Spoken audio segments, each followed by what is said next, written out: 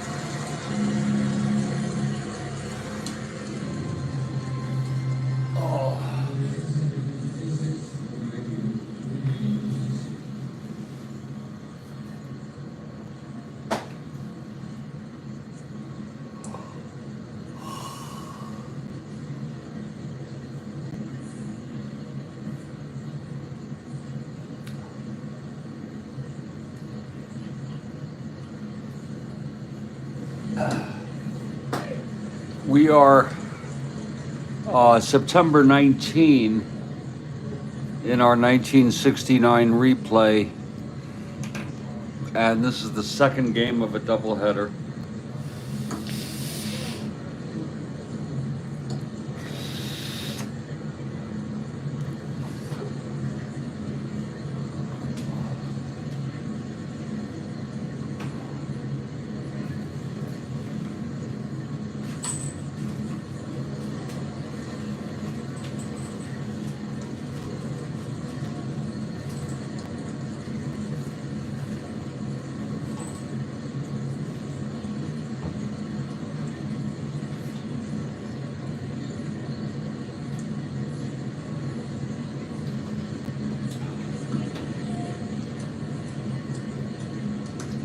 The Mets took the first game 7-6 in a come-from-behind win.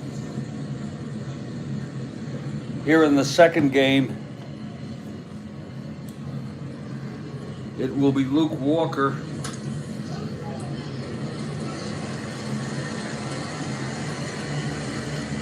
left-hander for the Pirates, and Jim McAndrew, the right-hander. Walker has won 13. He's been the real exciting element of this team.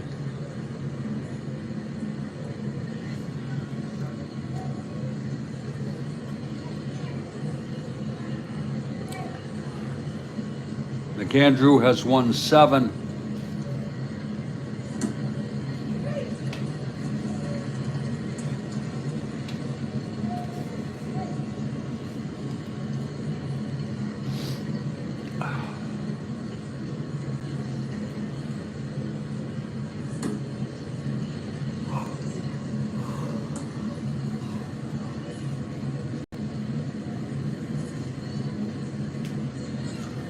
Let's go through our starting lineups here.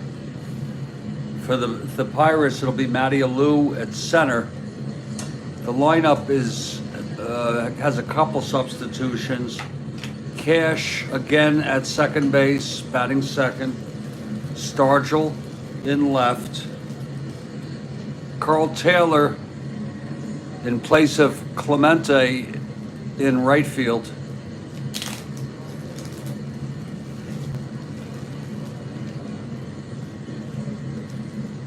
Al Oliver at first, Hebner at third, Jerry May doing the catching. Freddie Patek at short, and Luke Walker the pitcher.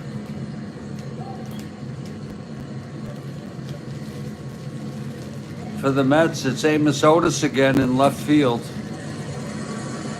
Hodges opting for the youngster,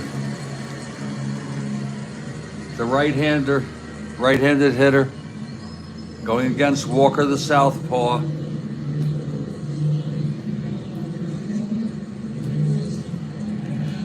Shamsky came in later in the game.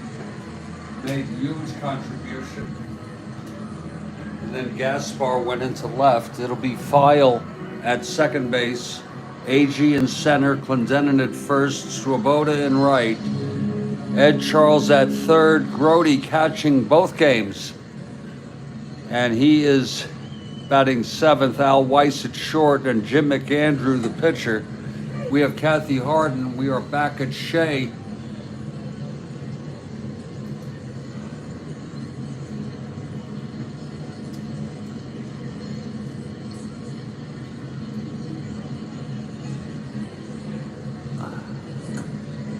And that's what you see. I've taken my second Klonopin. My doctor raised my Klonopin to twice a day as needed.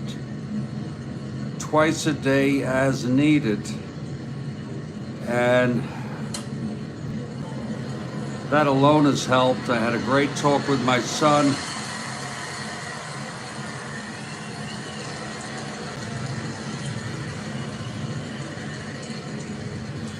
He's a great kid.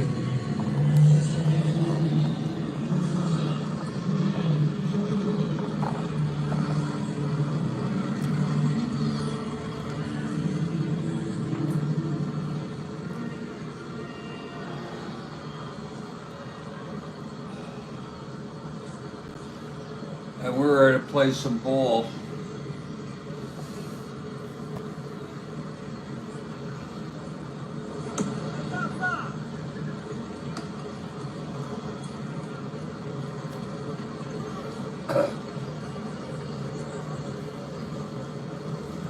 My lighter.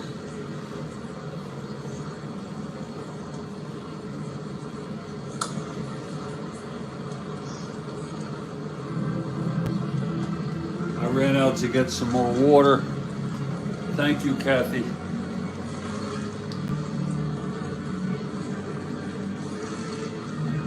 He told me don't try to be a hero.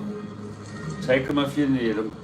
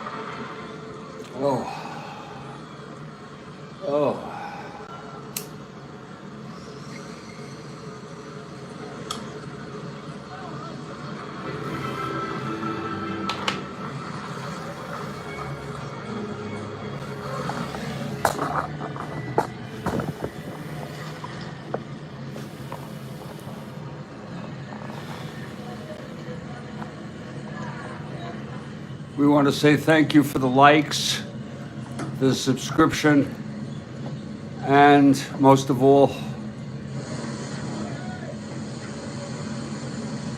it's a raucous crowd. They're looking for a sweep.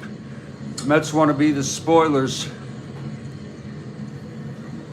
Mets have the Mets have 12 games left. They're still not mathematically eliminated. But it's the best Mets team in franchise history. Let's not forget that. And the Mets take the field. It's Jim McAndrew on the mound, taking his warm-ups, and here's Matty Alou to lead it off.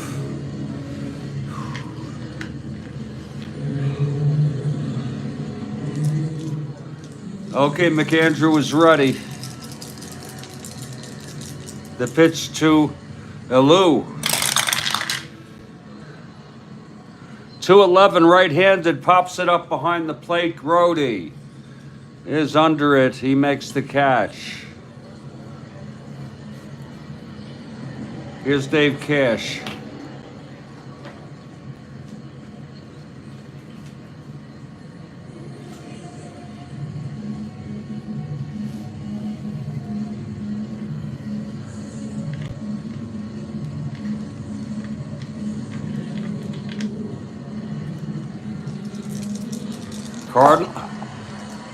Cardinals watching closely.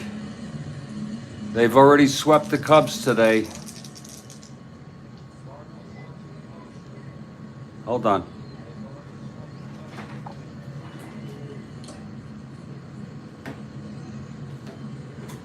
A loss here by the Pirates, and they're within 2 games. Here's Cash at the plate. Pitch from McAndrew, 1-5, grounds it to short, and it's Weiss. And he throws to Clendenin, it's 2 outs.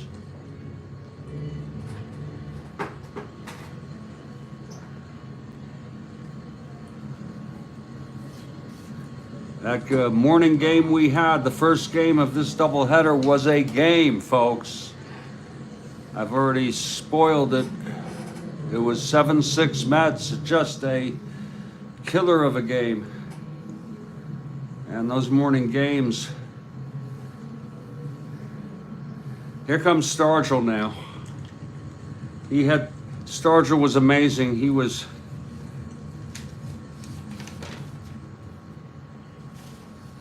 four for 5.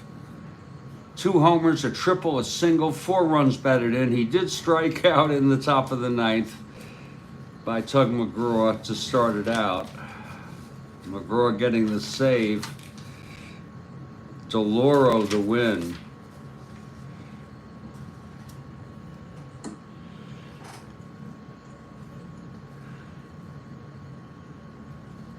Big Willie Stargell, left-handed hitter. Here's McAndrew. 6'8", left-handed, chops it to first. It's Clendenin, and McAndrew will cover the bag. And it's a 1-2-3 for McAndrew, and he looks very nice in the first inning. This is Thursday night Strat-O-Matic Network Baseball.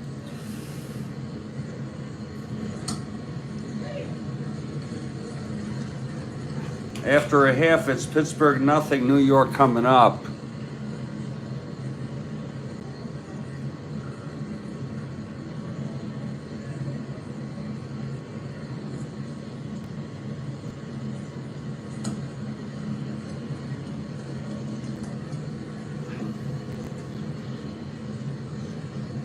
Here's Luke Walker now. He's been the big story. 13 wins on the season.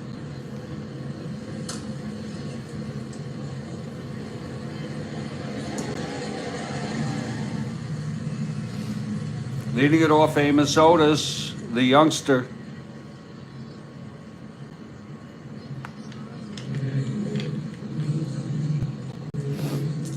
Okay, Walker is ready now. The windup and the pitch to Amos. That's going to be 1-5 left-handed, and he struck him out. We give Amos at least a couple at bats. Here's Bobby File.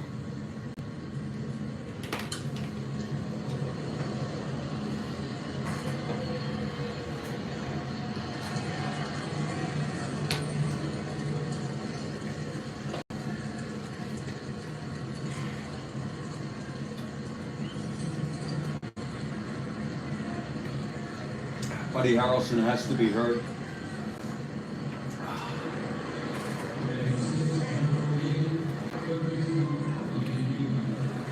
Here's File now.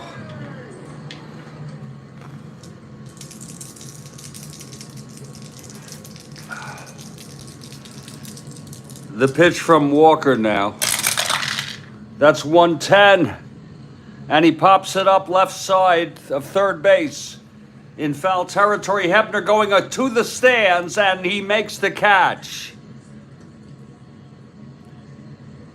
Almost fan interference, but he went ahead against the third base railing there where the seats begin, and he reached over a woman and made the catch. 2 outs. You know, he's a grave digger during off season, and you know they know how to dig that out. They can dig almost anything out. He dug that ball right out. Here's AG now.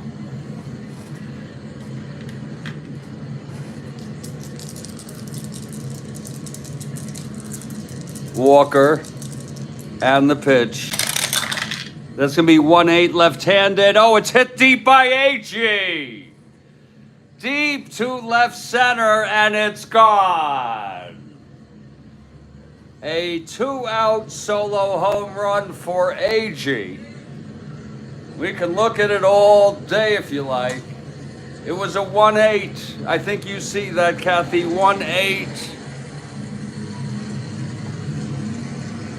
Against the left-hander, 1-8 is clean home run. And that, I just want to tell you all, is as clean as a baby's ass. AG with the home run. This is the best Mets team in history. Okay, I found this on the web for with a home run. This is the best Mets team in history. You know, that's Siri.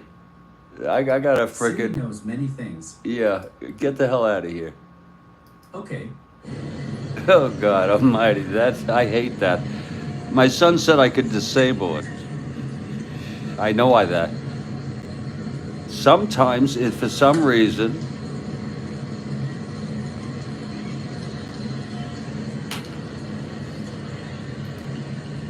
Of course, I think without a doubt the best Mets team in history was after '69, the '86 team. That's my opinion, folks.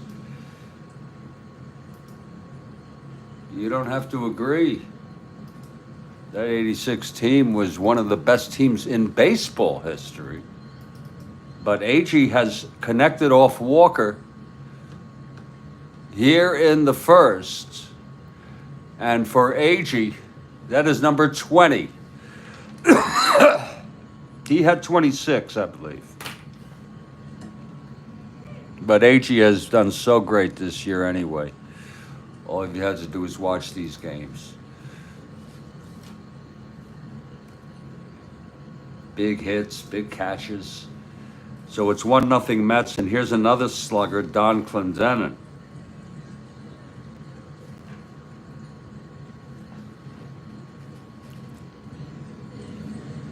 A nice 1-0 home run by AG off Walker. Now here's Walker now. And the pitch to Clendenin. That is 6-2 right-handed. Grounds back to Walker X. He's at 224.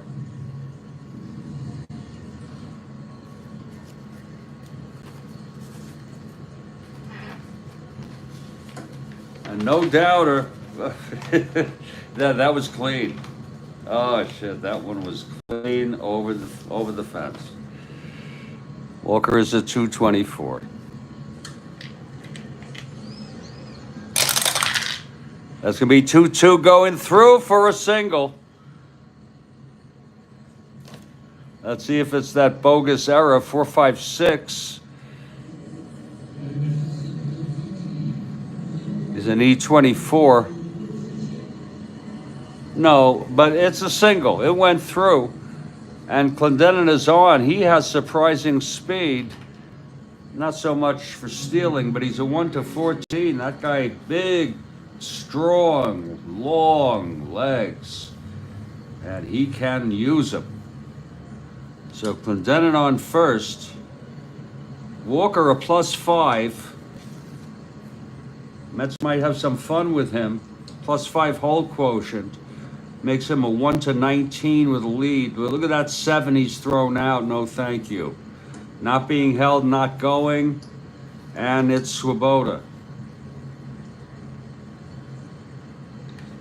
Just recovering from this morning's ball game. And a session with the doctor. An adjustment to the medication. A phone call with the son. And everything is hunky-dory for tonight. Here's the pitch to Swoboda. That's going to be 3-7 left-handed. Grounds it to second. No one held. Nothing in. It's picked up by the youngster, Dave Cash, and he throws it to Oliver, and the side is retired. But a home run, a no-doubter, by Tommy Agee, his 20th of the season.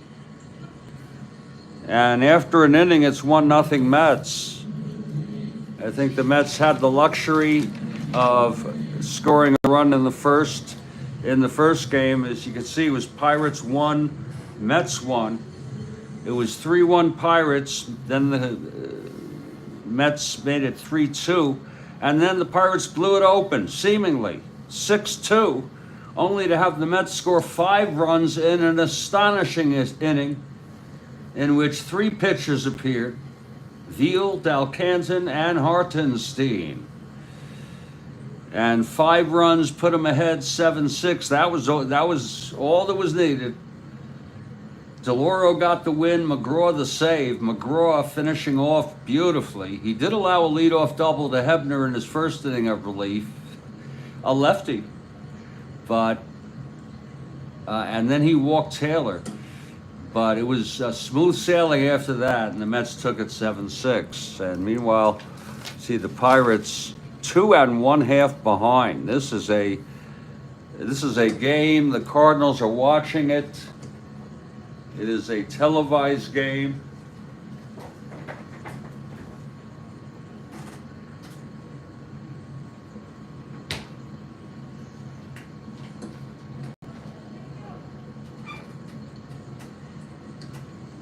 Good thing I went, got some water. Cardinals swept the Cubs on this date. Trying to just keep you all up to snuff here. And they are in the midst, they're in Chicago, if I'm not mistaken. Yeah, they are in Chicago and they swept them. And of course, they're staying in a hotel in Chicago. On the 20th, the Cardinals will play Chicago, meaning tomorrow. Carlton will start. Hands will start for the Cubs. Carlton for the. And then this is actually looks like it's a 3-game series, a 4-game series. It'll be Taylor for the Cards and Ferguson for the.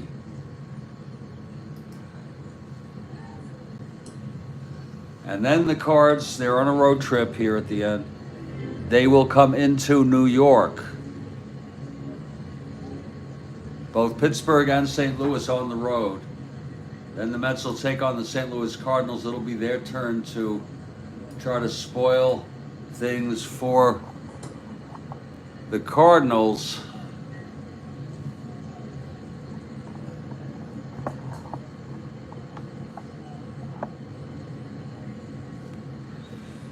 Here's McAndrew now. Top of the second, 1-0 Mets on the home run by Agee. It'll be Karl Taylor leading it off.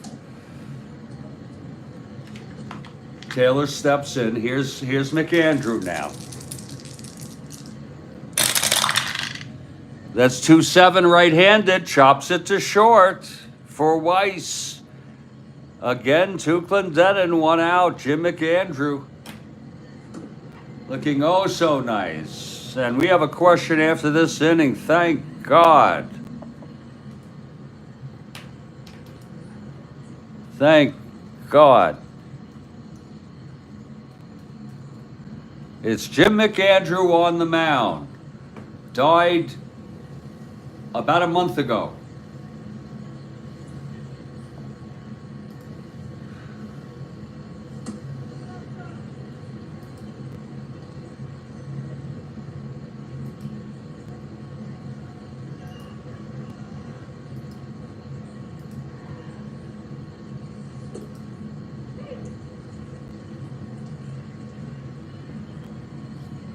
Here's Al Oliver now against McAndrew.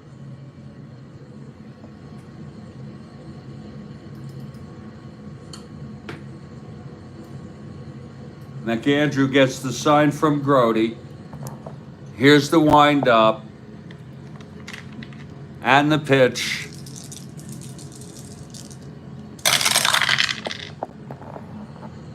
Six, 7. Left-handed, chops it to second. And that's File, a 319.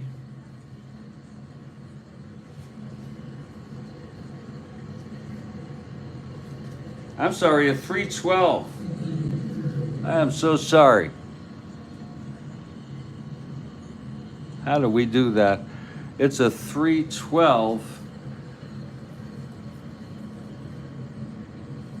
At it is a 319. Yeah, that's at second. You got to be fucking careful, Jeff. Sorry about my language. That is a 19. 319 to File. See if he can get to that. That's 3-3. It goes through, base hits. An S1. File could not get that. And it's going to be an E19 with File. 4-8-11.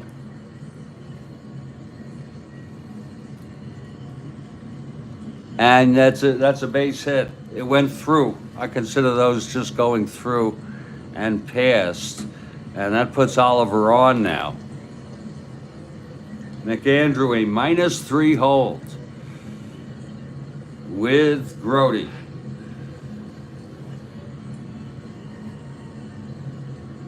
Oliver not going anywhere, not being held. He has a lead. Whoa, not being held, he has a lead. 1-15, 1-11. 1-15, 1-12, I'm sorry.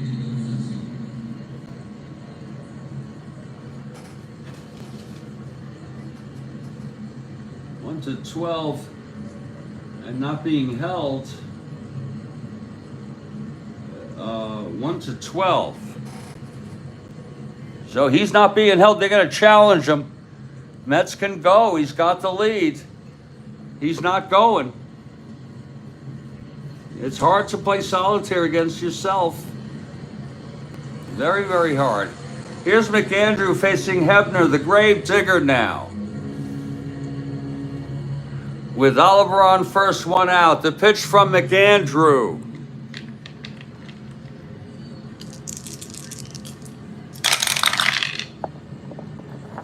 Five, 6. Left-handed, grounds it to second. And they will force Oliver. They will frickin' force Oliver at second. He stepped on the bag, File did, but he had no play. He stepped on the bag and had no play at first base. Let's look at that again. 5-6 left-handed. There it is. Grounded to File. It was a good play. A good routine play now. So the digger is on first with 2 outs, and here's Jerry May now.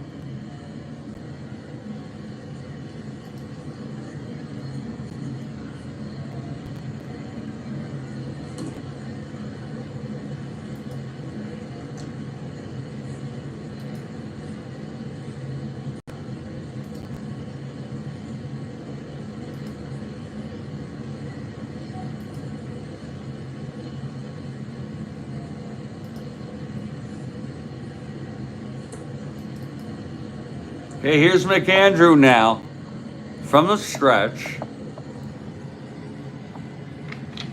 Pitch to May now.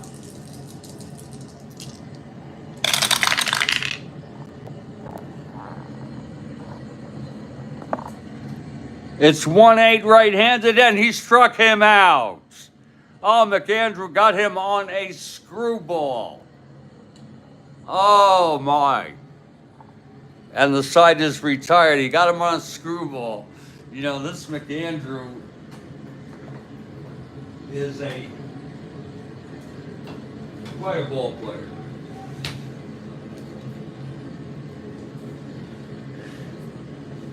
He's quite a frickin' ball player.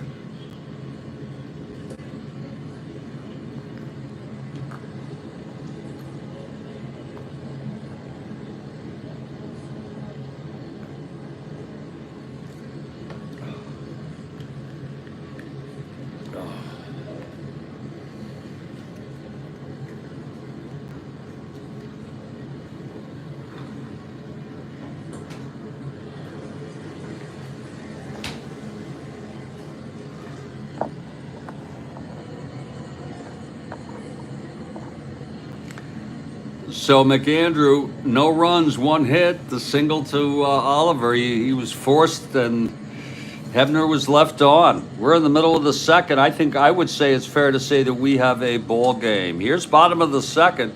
This is Thursday night Strat-O-Matic Network Baseball. 1969 replay.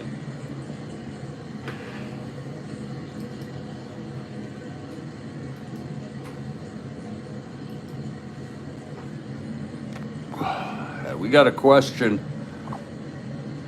after this frickin' half inning, and I want to get my, I like to sometimes show you what's going on behind the curtains.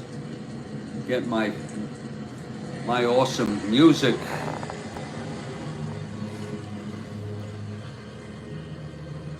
Going on. It's never far behind. Here it is. Never far behind. It's the second cut. Get that music going here. We are a low budget network, but we are the Strat-O-Matic Network. There it is right there. It's called Exhumed. It is just awesome, especially for just about anything. For the questions, it's unbelievable. And for those of you who do ask questions, wait for the music. Here's Walker now on the mound. It's 1-0 Mets on the home run by Agee, and it was a no-doubter. And here's Ed Charles, the poet. Played for the A's in Kansas City, and he made his way on this 69 team. He was on the field when they frickin' won it, okay? He was playing third when they won this. Here's the pitch from Walker. That's 1-3, left-handed, walked him. Walker walked Charles.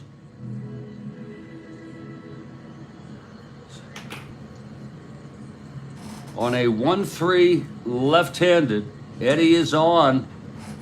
Now again, Luke has a little trouble holding people. He's a +5. He'd be a +20, my Lord, +20. With a lead being held, +18. We're going to go for the lead. 2-6, 11 and 12. Ed Charles does not get the lead, but he's being held.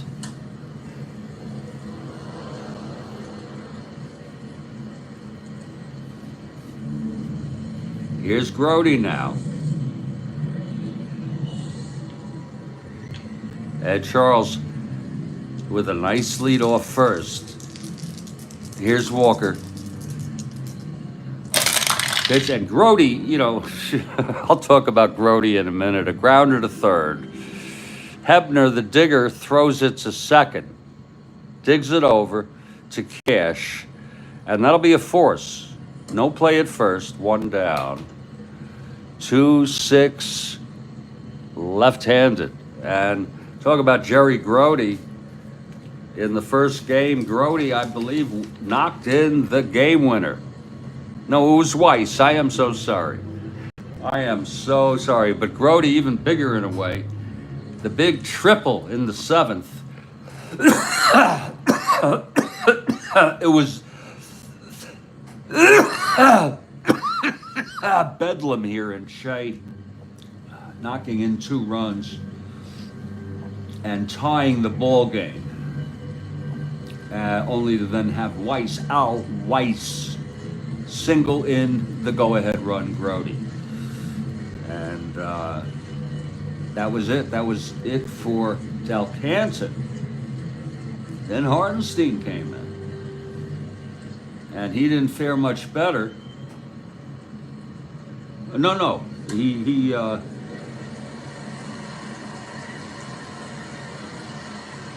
retired the side.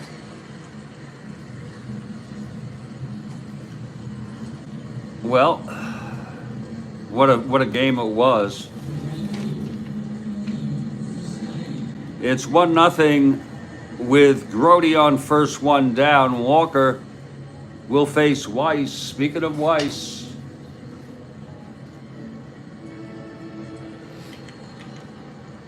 Weiss is really a player I value on this Mets team. He's a 1-15 running. He's a great fielder in the infield on all bases. And I don't care if he's a 215 hitter. I don't care that much. Here's the pitch to Weiss. That's going to be 4-5 right-handed. Struck him out. Second for Walker. And here comes McAndrew now.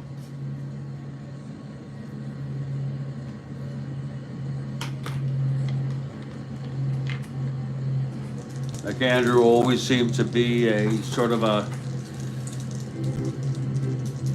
I don't know, a quiet, under-recognized starter for the Mets. Not exactly getting the starts that a Seaver or Kuzman would get. Why, I don't know. Maybe injuries, maybe. Also would come in relief, which is a great thing.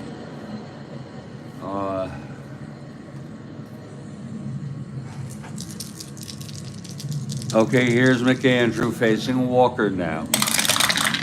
That's going to be 4-4. McAndrew right-handed. It's a grounder to third X. That's going to be for the digger.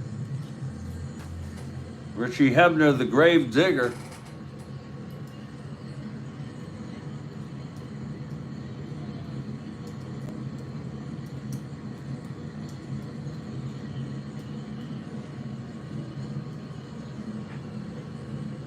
Trying to dig that one out.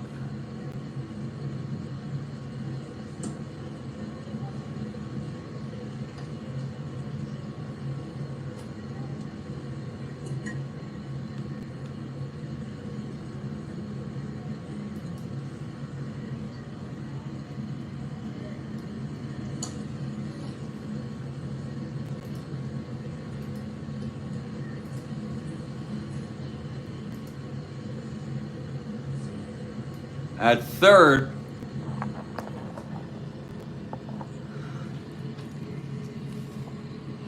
he is a 326.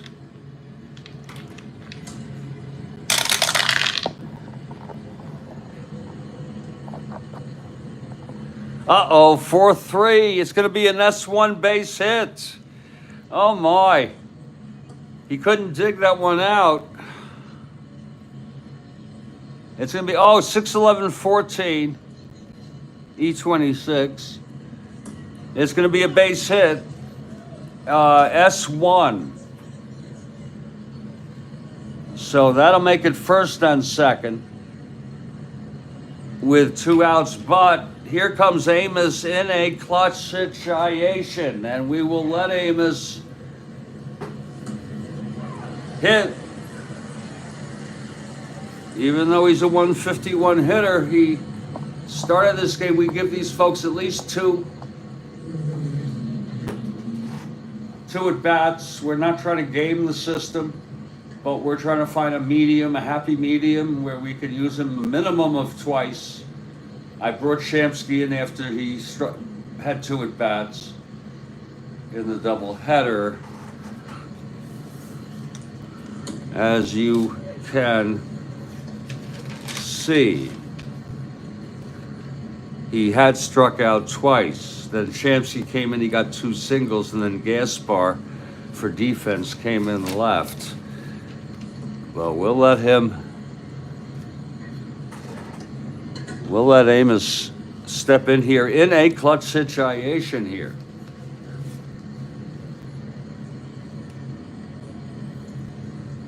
Against the left-hander.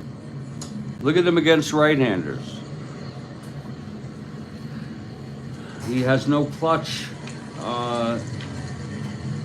roll. Here's the pitch from Walker now. I guess his average would be much better against left-handers because he hit 52% of the time against right-handers. So I bet you look at his batting average against left-handers, he's better. Here's the pitch to Otis.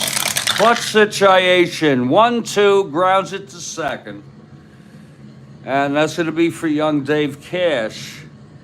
And folks, I got to tell you, Gene Alley is out. Gene Alley is out. We've gone 2, it's 1-0. We got a question here. I'll talk about Gene Alley when we get back. After 2, it's Mets 1, Pirates nothing.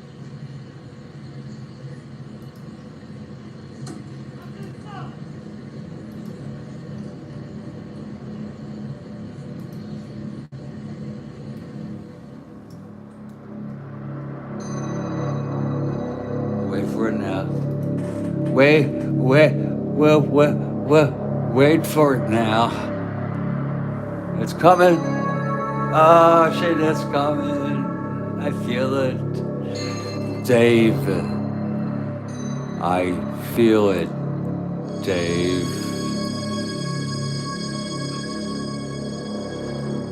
Oh, it's gonna be dandy. I hope it's a dandy. I hope it's... Oh, here it is now. Andrew Jackson was the first president to survive an assassination attempt in 1835. The would-be assassin used 2 handguns, which both misfired, so Jackson took control of the situation and used what to beat him? Well, I did not know all about that. Shit, I just guessed a cane. Beat him over the head with a cane.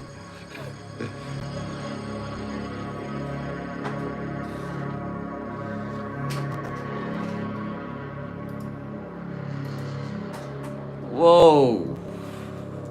Perfect question, perfect timing.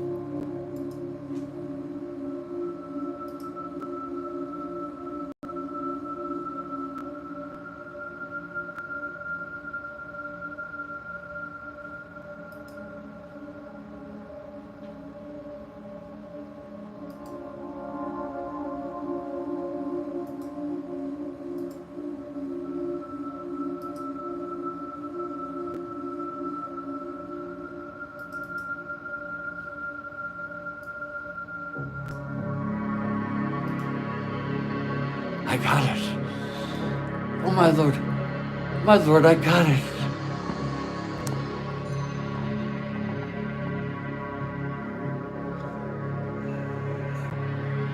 Wow. Oh, Kathy, that is a good one. You know, I don't like him.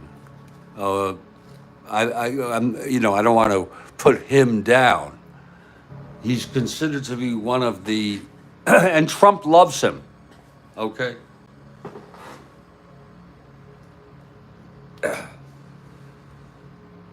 He was, first of all, he was a Democrat, and that was not the good party then, folks. Secondly, he was so pro-genocide. Okay. I'm not saying he was not one tough son of a bastard, though. And I didn't know about that attempt, Kathy Harden. I am a JFK assassination enthusiast, or we may say a, I don't know, student. Uh,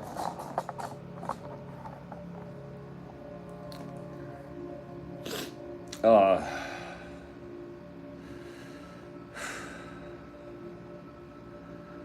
and I think about it, the Trail of Tears, his legacy, folks, check it out. Check out his legacy. That is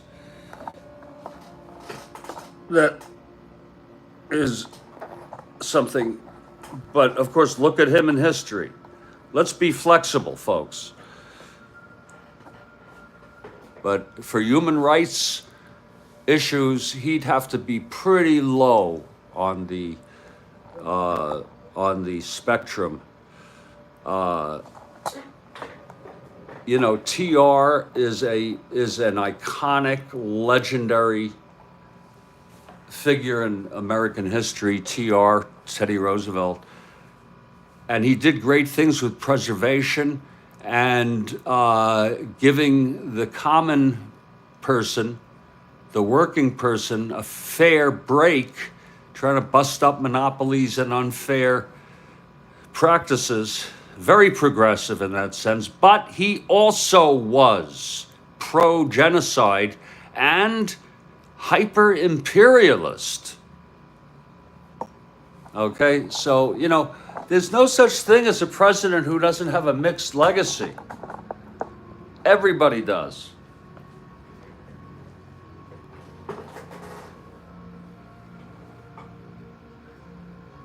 I'm not sure Lincoln does, but because his legacy really was cut short. He saved this goddamn country. He was America's Christ. We died for his sins. But this guy, Andrew Jackson, still on the 20. Isn't Tubman supposed to replace him?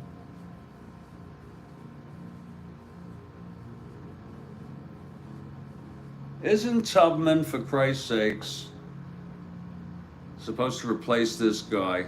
Here he is at old age. This is a daguerreotype, I believe. There are many paintings of him. He was a great, I think he was a great military officer. And I'm not doubting that he was a tough guy. It's just unbelievable to think about how these people existed. It really is. And I need to take a break for about 3 minutes after that. Kathy, I hope you understand. Meanwhile, here at Shea, it's a 1-0 ball game.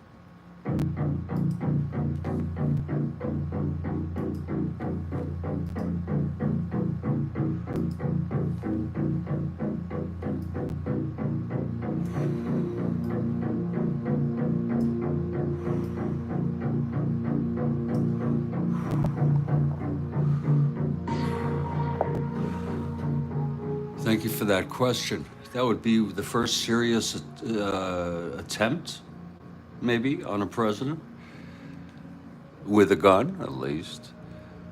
I had no idea. Of course, we know Lincoln was the first assassinated, then Garfield, then McKinley, and then JFK. We haven't had, that's it, 4. Now, if you want to talk about people who died in office, it's a lot, okay? And it shows that it could be a hazardous occupation.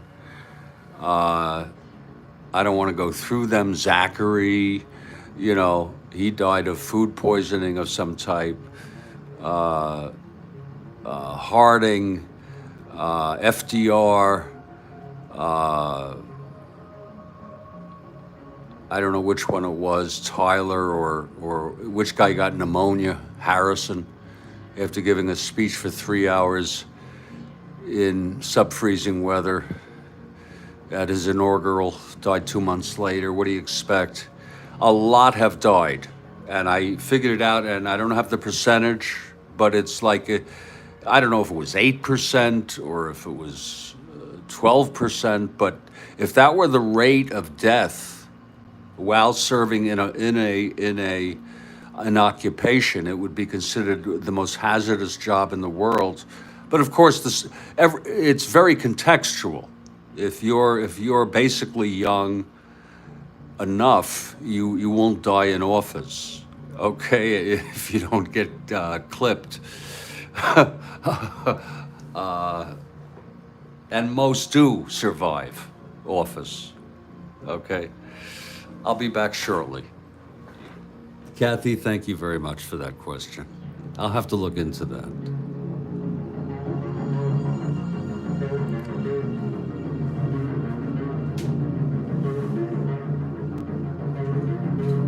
You're gonna get clipped. One way or another, you're gonna die. One frickin' way or another, you are going to hit the big one, baby.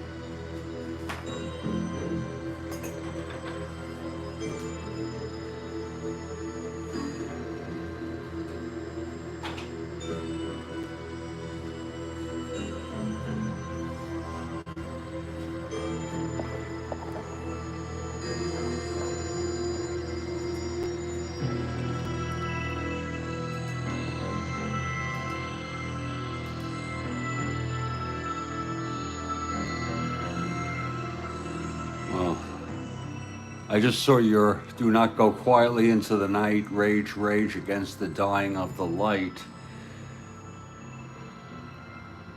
Now you're, I don't know what, that's Dylan Thomas.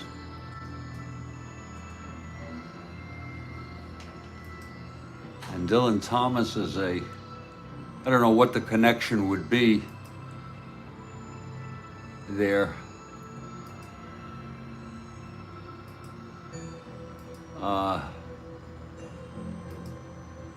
First time I ever heard of Dylan Thomas was when I was 9 years old. And I asked my parents, who is that man on the cover of Sgt. Pepper? And they said, Dylan Thomas. And I said, who is Dylan Thomas? That's not the picture on Pepper.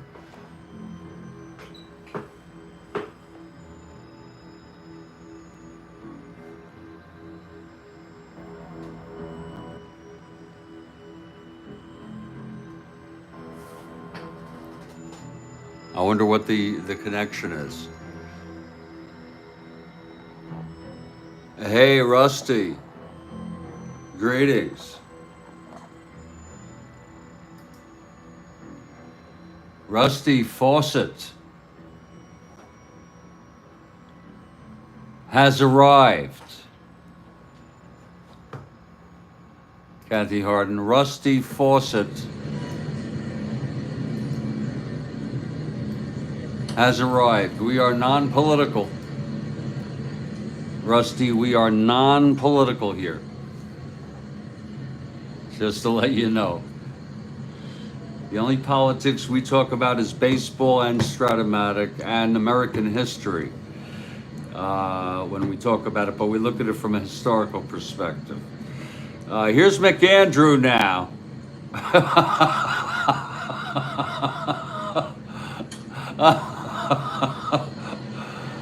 Oh, McAndrew now.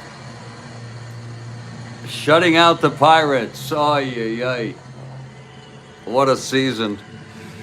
And he's going to face Patek, then Walker, and then top of the order, Matty Alou.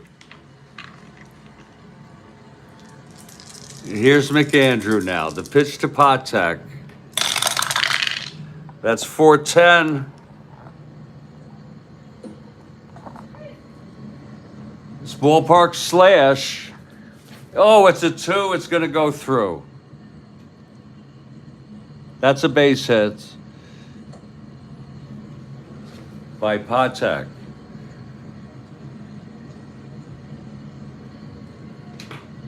Patek went to 12, 1 to 11, not being held. He has a lead.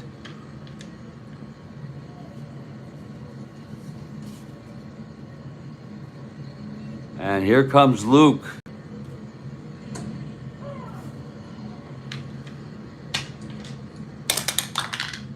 Well, the infielder's back. He's a B bunter. He stays that way. Looks like Pirates playing a little small ball. Luke laying it down. He's a B. It's hit to first. And the first baseman can only take it to the bag. Clendenin could only take it to the bag. And Patek goes to second.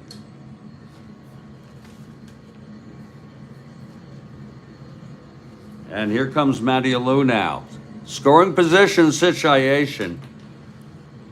This lineup is so tough. I'm telling you, this is one of the most formidable offensive lineups. And Cash has even helped bring him in. And of course, Clemente is not playing this game. But he put him in place of Taylor, even though Taylor hit 341 and 200 at bats. 200 plus at bats. Oliver Hebner, a 300 hitter. Usually Sanguillen, a 300 hitter. It's, you know, the Reds also have a lineup that just it never ends. But here we go now. Mateo, left-handed hitter. McAndrew, That's 1-9. Oh, he taps it back to McAndrew. It's a B with a runner on second.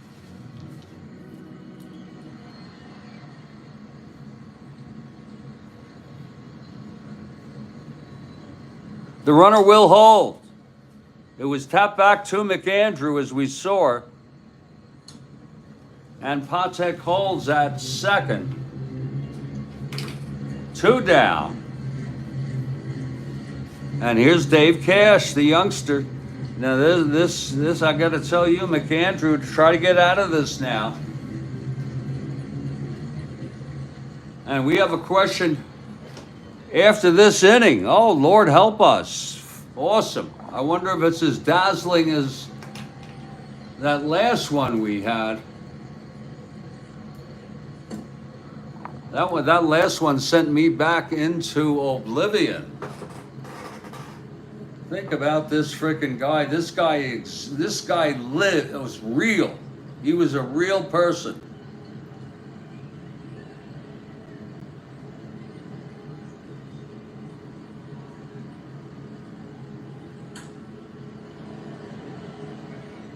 I believe he was in the Revolutionary War. Maybe someone else could look it up. But shit. Or the War of 1812 or something, something whacked. Here's Cash now.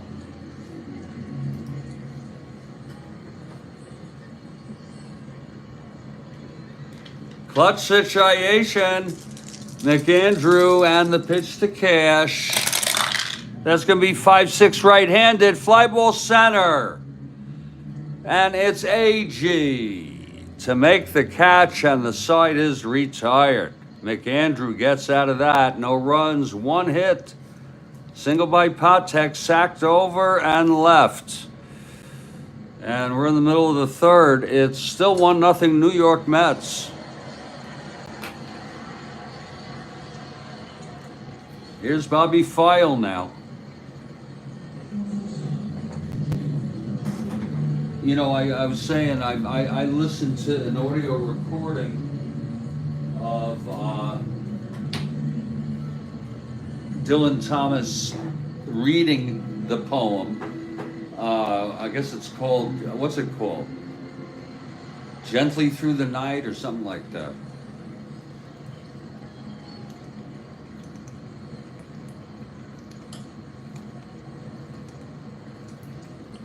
And it was not as good as, in my opinion, not as well read, not as moving as readings by others. It's interesting. His was sort of more subdued.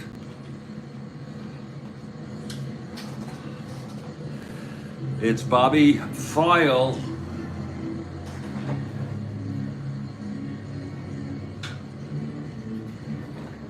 To lead it off here in the bottom of the third. Okay, Walker looks in, gets the sign from May. The pitch to Pafil. 4-12 right-handed, struck him out. And that's the third for Luke. And here comes AG now. Big hand from the crowd for AG.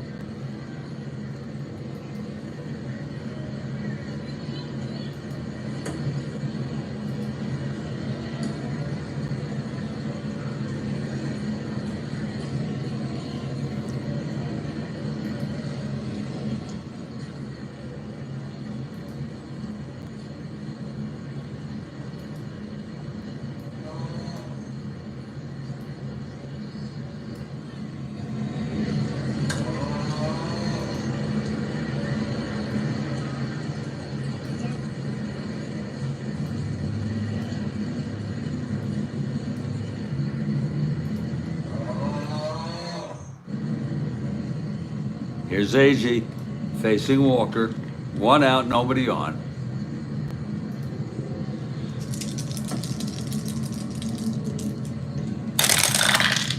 That's going to be 1-9 left-handed. Oh my, it's hit well again by AG, but it's not going to be deep enough. Oh my. It's to left field. Stargell is under it at the warning track. 2 outs. Boy, that was hit well again by Agee. Look at it, 1-9. 1-6, it would have been gone, and it was an 8. So it's 2 outs. Here's Clendenin.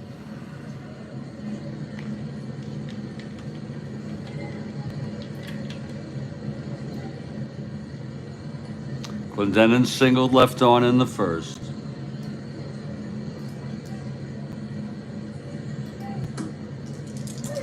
Walker. That's 112, and it's a... Oh, he hit him! Oh, he hit him in the side. The back. Oh, my, he hit him in the back. He turned clockwise, Clendenin, and the ball hit him in the back. That might not be too bad a place to get hit.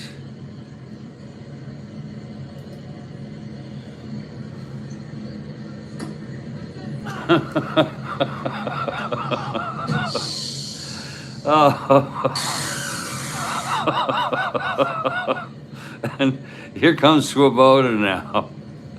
Clendenin. 1-18, 1-16 with a lead. Holy shit. He's not going to go with it with that 7.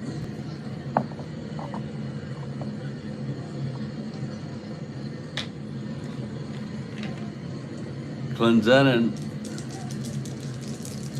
not being held.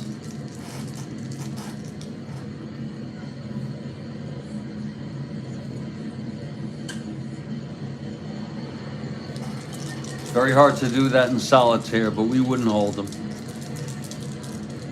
Here's the pitch to Swoboda. That's 6'10" right-handed. Oh, it's a slash. This is going to go through for a base hit. It's a single, only one asteroid. So Clendenin will go to second, and Big Ed Charles, a 207 hitter,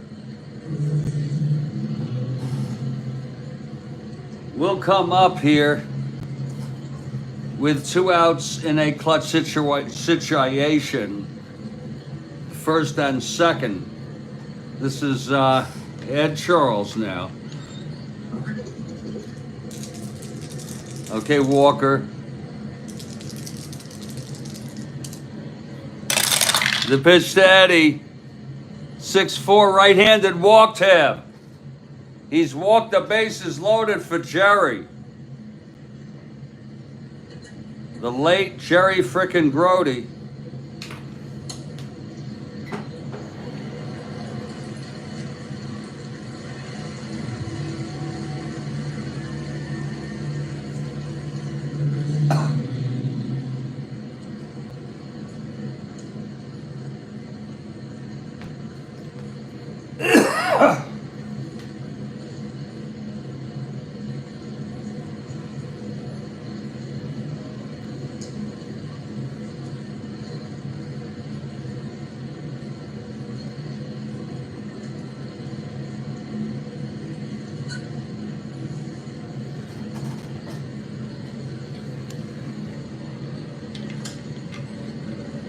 Here's Grody now. Bases full, 2 outs. Walker.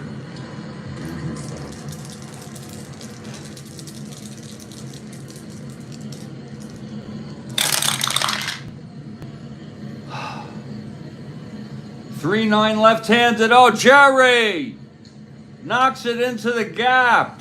Oh my. Jerry just knocked that for a double. 2 runs are going to score. Clendenin comes home. Swoboda comes home. Charles goes to third. Grody standing at second with a 2-run double. Oh my. Oh shit.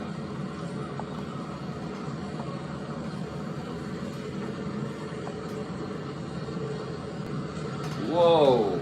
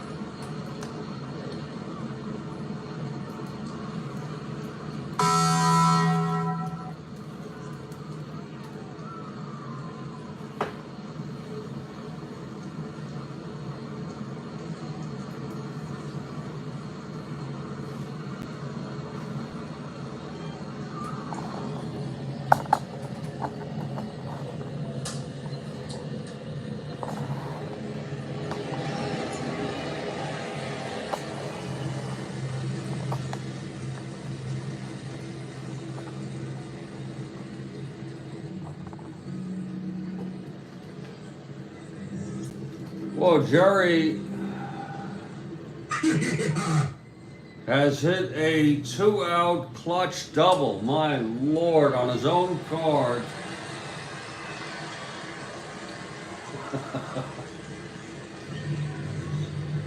And here comes Al Weiss now. Luke Walker. Trying to get out of this. Second and third, 2 outs.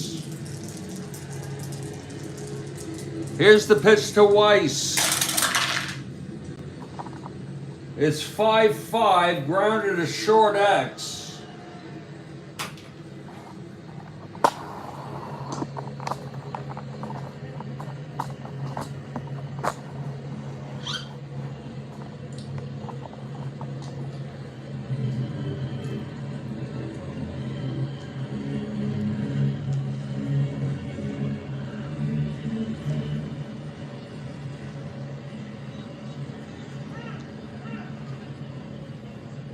It's a 5-5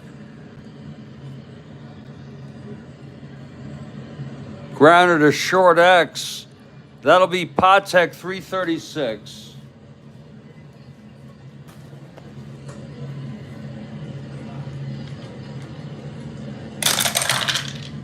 (13-3). G2 gets to it. E36. 368. Wait a minute. 36. Yeah, here it is. And he throws him out.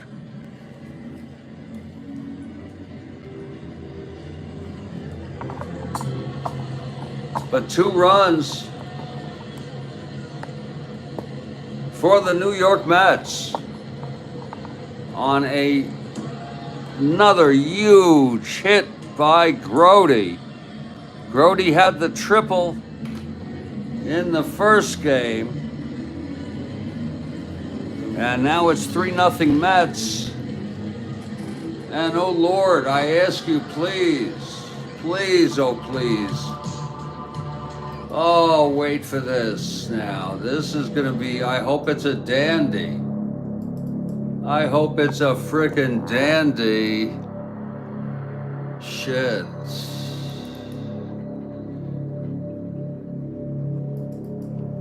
I hope it's a frickin' dandy.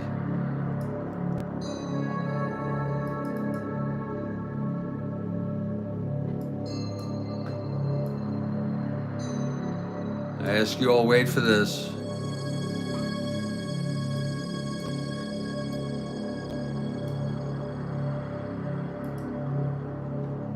Here it is. Who do the Cubs give up for Ernie Broglio in trade with the Cardinals? Come on, folks, this one, you got to get this one here.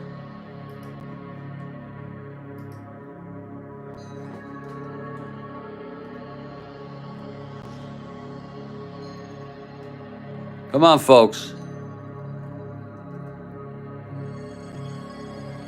Come on.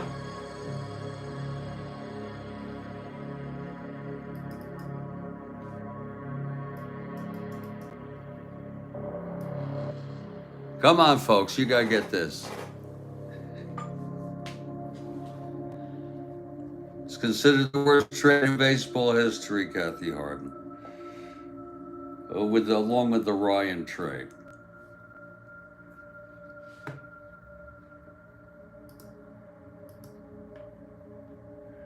And of course, it was a great question.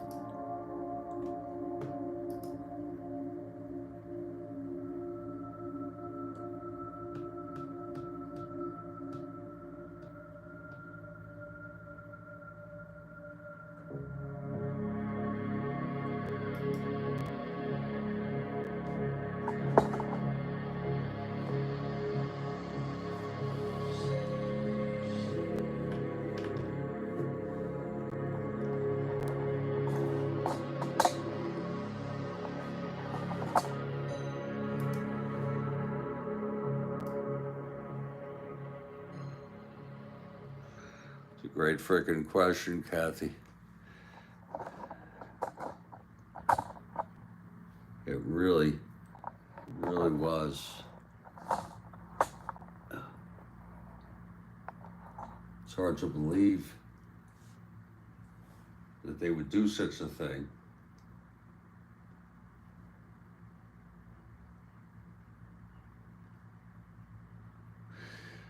Hard,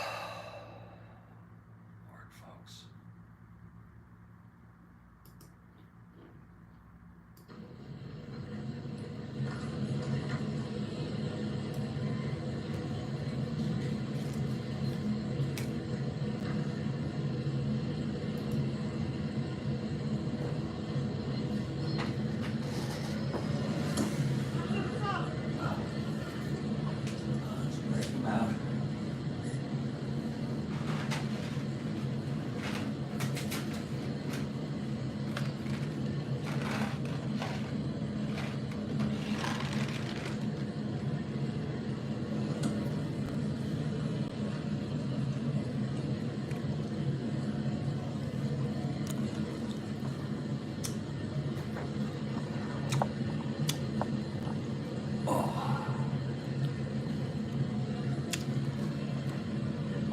Here's McAndrew now.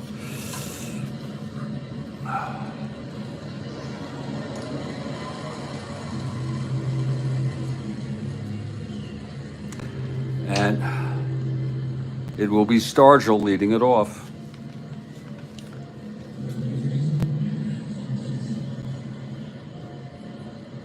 Three nothing Mets.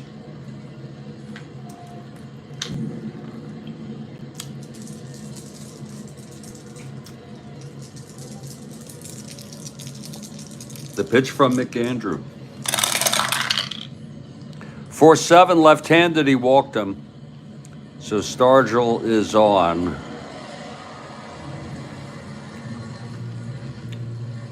Coming into this date, the 19th, Cardinals were 4 games behind. They swept the Cubs. The Pirates lost the first of the doubleheader. P.S. Pirates are 2 1/2 out ahead. Stargell not being held. Here's Karl Taylor now.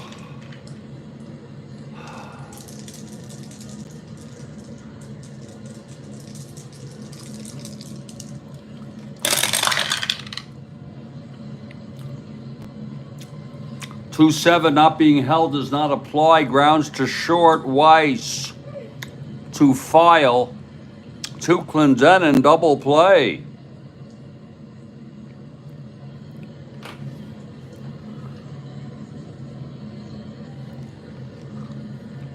And here's Al Oliver.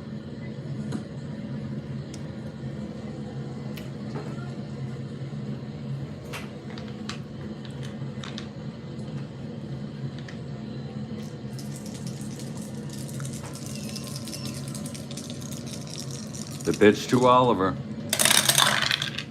1-8 right-handed. Grounds it back to McAndrew. And he throws to Clendenin, and the side is retired. Middle of the 4th.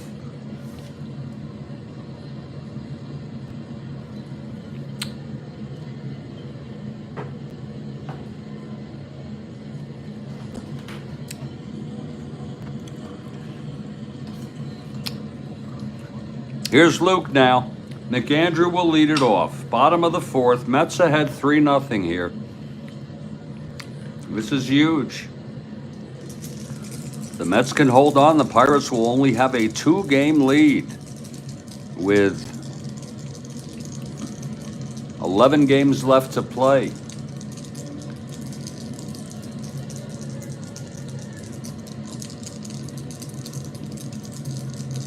Well, Stargell had a great first game of the doubleheader. Here's the pitch to McAndrew now. That's 3-5, and he grounds it to short for Patek, and he throws it out. Whoa, here's Amos Otis. They'll let him hit because they're winning.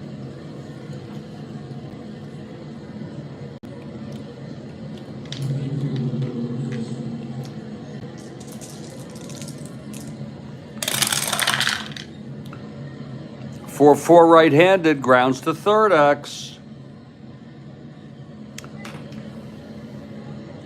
Hebner going to dig that up. He's a 326.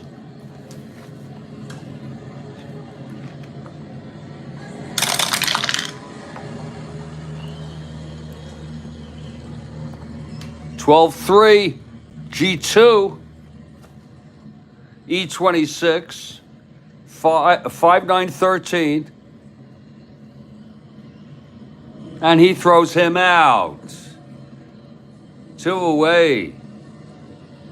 And a nice play by Hebner, digging that ball out. Here comes Bobby Pafil.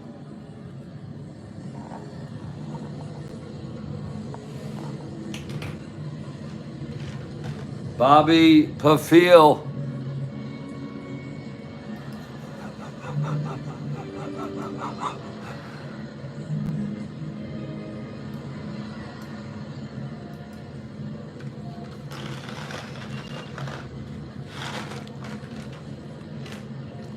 Thomas looks in.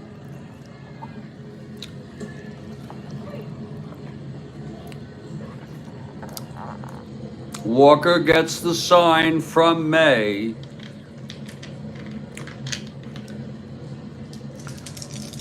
The pitch to File. That'll be 3-10. Right-handed. Ballpark slash. But it's going to be a 10. I don't think it's going through right-handed. No, it is not. And it's caught by Patek, and it's a 1-2-3 for Luke. So watch Luke to settle down if he can. We've gone 4. It's a 3-0 ball game. Again, Dylan Thomas, very fortunate to have him looking in today.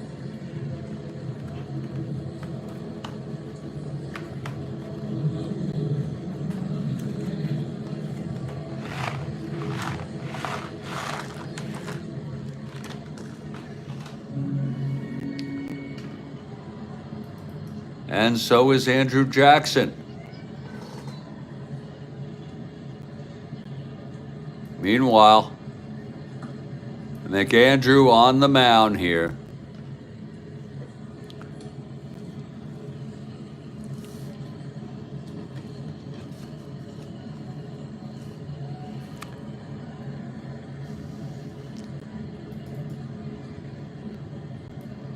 McAndrew will face the digger here to start things off in the top of the 5th. The digger, Hebner.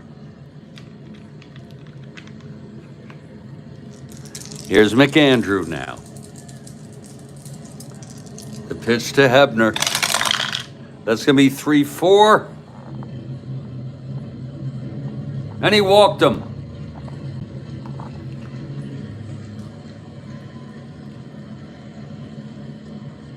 He walked Hebner to lead off.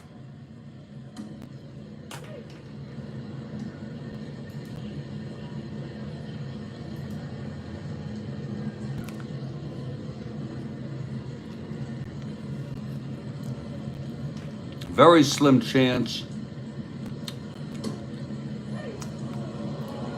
See, 16, 13, 11 won't hold.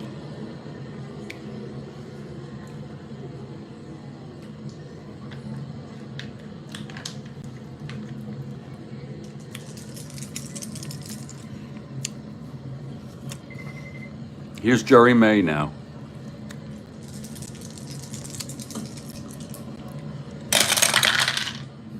Five, 7, right-handed, struck him out. And that is the second for McAndrew.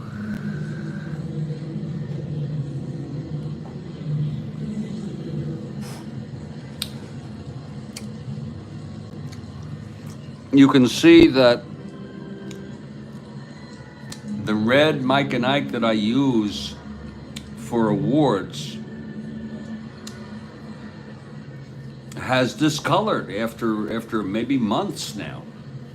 So what I think I'm gonna do is toss this out, and this interesting shaped one, that's orange. That's freaking orange. We'll go with this one. We'll go with this one. Will be the new one. I'm gonna save it. I'm not gonna eat it. Of course, I'll throw this out. Comes the time. All things must pass.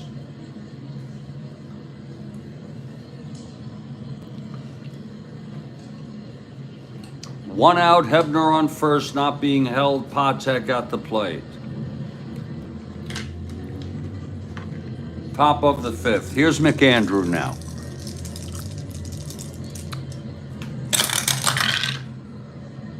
Five, 6, right-handed, fly ball center, and it's AG. 2 outs. And here's Luke Walker. They're gonna keep him in. His endurance is 7.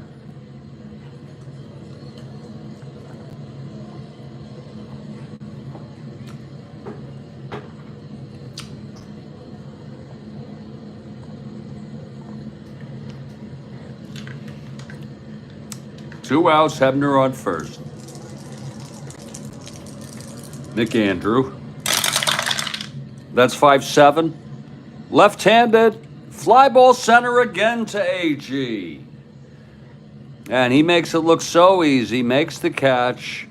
And the side is retired. No runs. The walk to Hebner. And he was to lead it off. He was left on. Middle of the fifth. Here's Luke. AG, Clendenin, and Swoboda in the bottom of the fifth. Mets lead 3-0.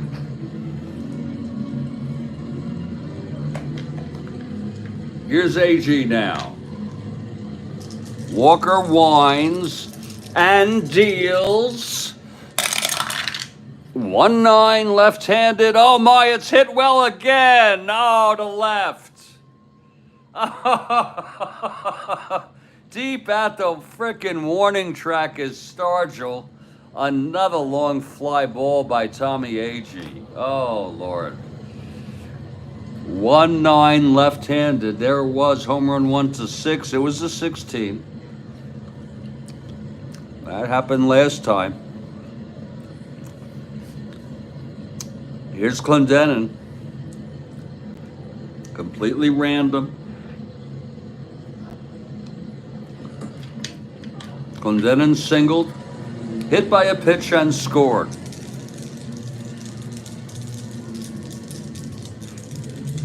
Here's Walker now. 2-3 left-handed, grounds to third. And Hebner digging that out and throws him out.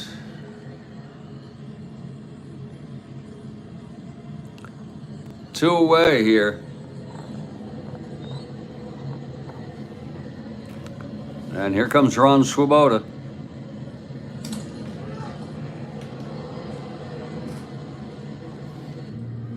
The Mets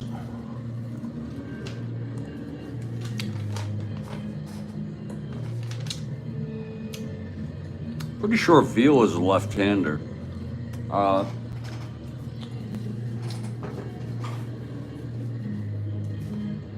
Yeah, the Bucks have thrown 2 left-hand starters here against the Mets. Here's Swoboda now, 2 outs, nobody on.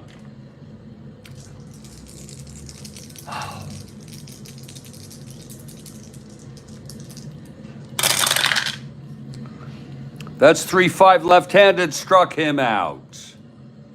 So Walker really looking good now. 7 in order, retired. We've gone 5. It's 3-0 Mets.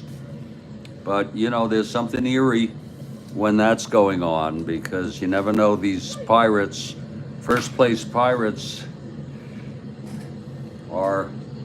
have a knack here.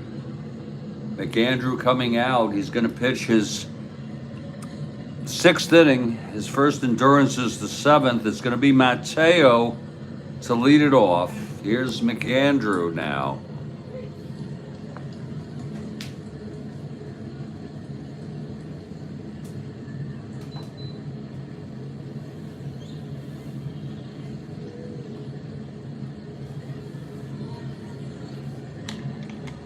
Matty Alou leads it off. Left-handed hitter. McAndrew and the pitch to Alou.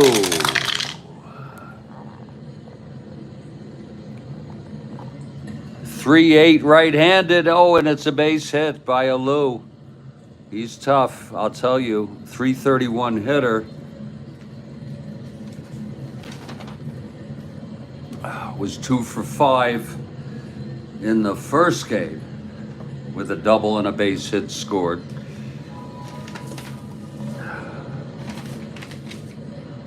He's also got speed. McAndrew, though, -3.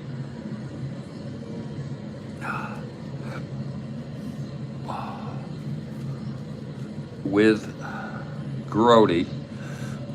Makes him 1-14, 1-12. Very borderline.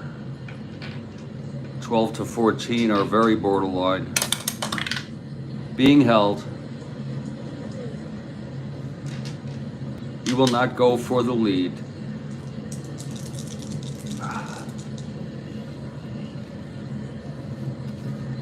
Being held. It's just an intuitive solitaire practice. Here's Cash now. McAndrew from the stretch. Pitch to Cash, 6'10", right-handed, struck him out. And that's the 3rd for McAndrew.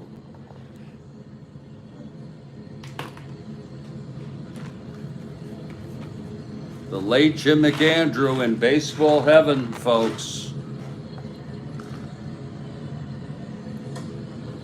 Died last month.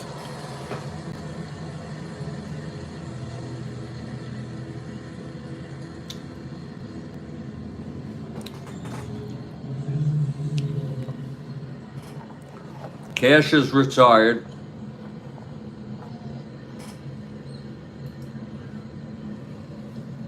Here's Stargell now. He can bring him right back in this game. McAndrew now from the stretch with Alou on first, being held. That's going to be 2-6 right-handed, and that is a base hit by Wilbur. Right past Clendenin, 1 asteroid. And it's first and second now with 1 out.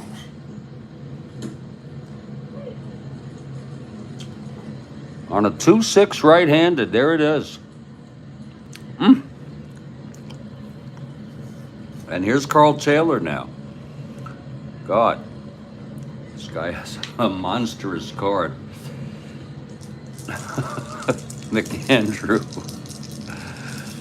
Oh, this is a bad recipe.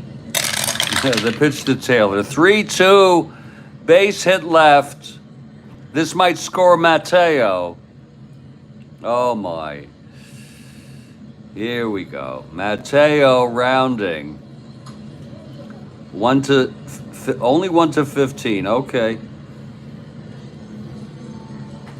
I'm sorry. Yeah, Mateo on a 3-2 base hit left. That will be Otis. A -3. Whoa. Makes him 1 to 12. Whoa. That is such a tough call. Wait a minute, no one being held, 1 to 13. Okay.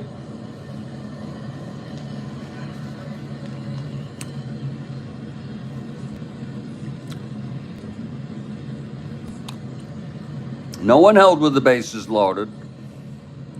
Lou rounding 1 to 15. It's kind of hard to believe on the base hits. It was first and second. It was a 3-2 left field. It's hard to believe Otis, well, he was that good that early, his arm. He only had 91 at-bats, -3. Otis that'll be a 1 to 12, 1 to 13. Here comes a low trying to score, and the throw from Otis 1 to 13, and he is safe. Lou is safe. It was a nice throw by Otis.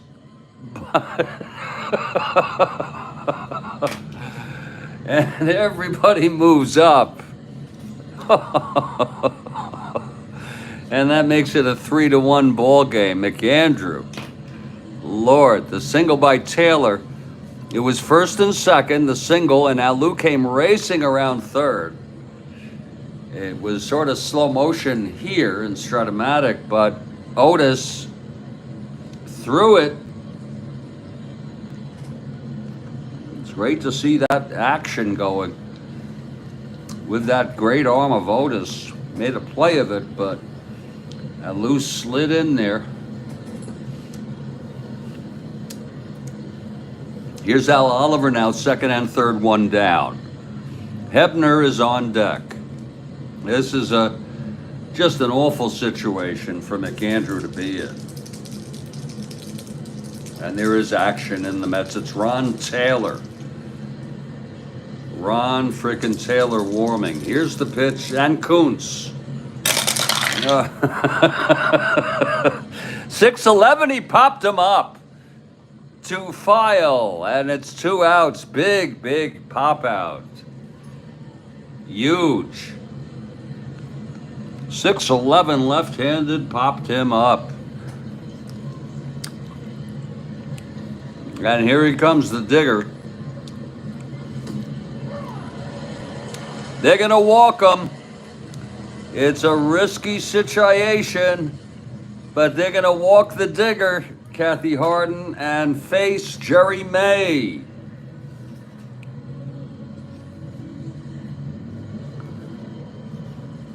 Especially left-hander.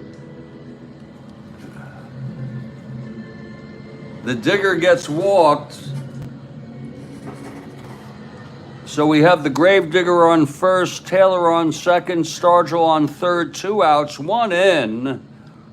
3-1 ball game. McAndrew with a great chance to get out of this. Bases loaded, full windup.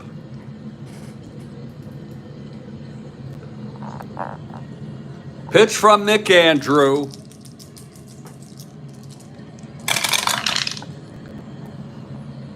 .210 ballpark slash. Oh my!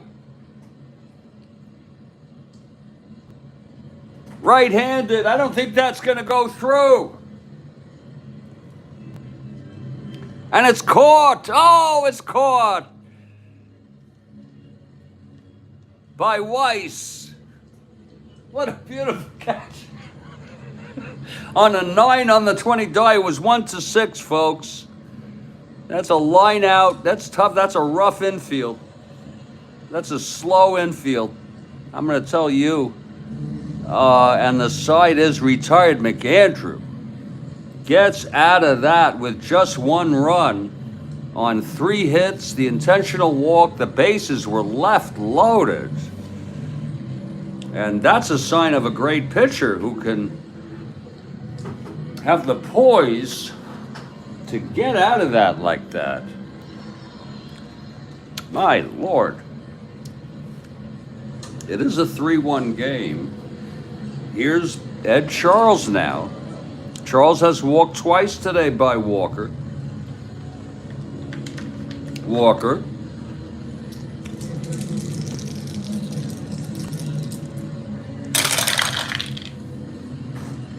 .207, and he struck him out. Oh my.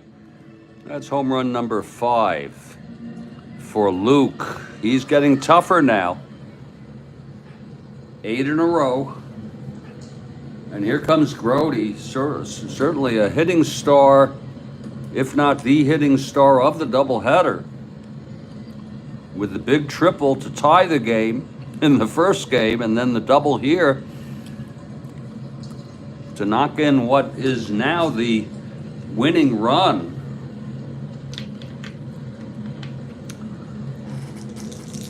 Here's Walker now. And the pitch, 3-6. Base hit up the middle for Jerry. Oh my, what a day for Jerry.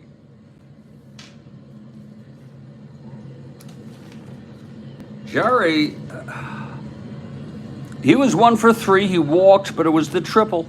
The big freaking triple. Scored and knocked in 2. 1 for 3, and now he gets a base hit, and he's 2 for 3 today. And he knocked in the 2 runs. He is certainly the hitting star of this ball game, and who knows? Little insurance could go a long way. Here's Al Weiss now. And look at McAndrew coming out on deck. McAndrew out on deck. Here's Weiss now. Walker.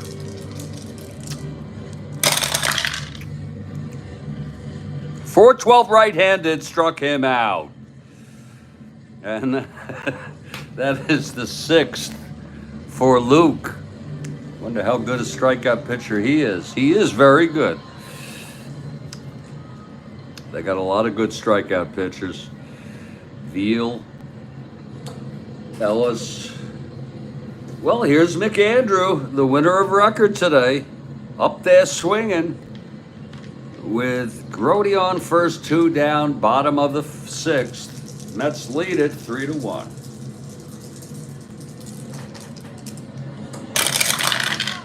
That's 1-7, and he struck him out. He struck out the side with a base hit in the middle by Grody. We've gone 6 here. It's still 3-1 Mets. This is Thursday night Strat-O-Matic Network Baseball. We hope you're enjoying the ball game.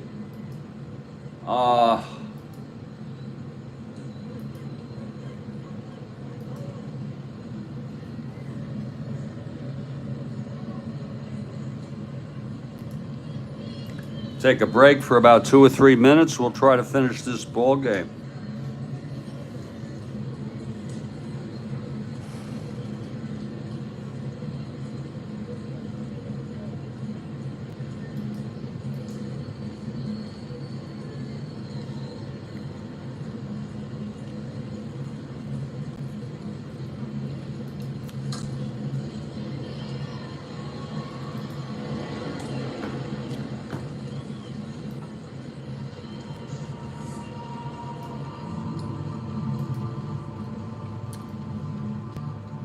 I'll be back in just a few.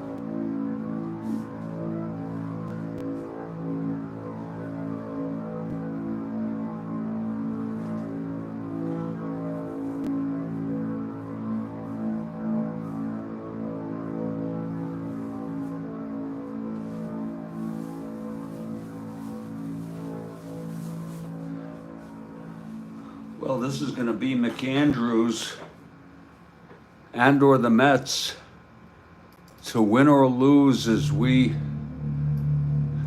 get ready for the late innings of this ball game.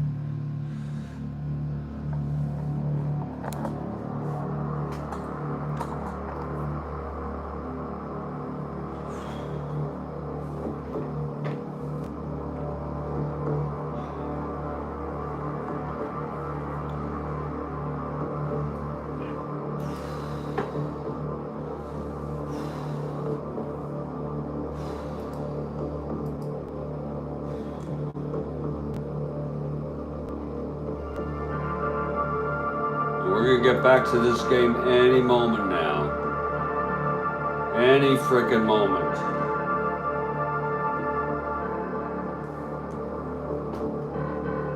Any moment now.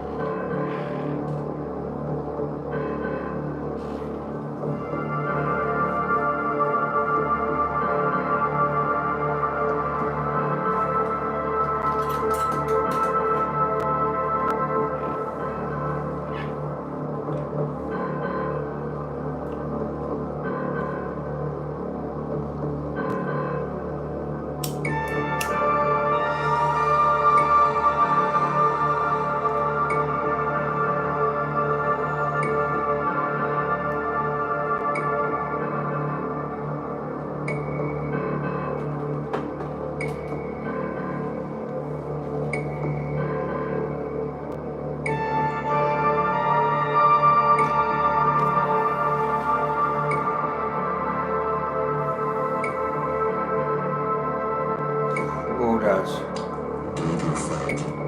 that is so tasty.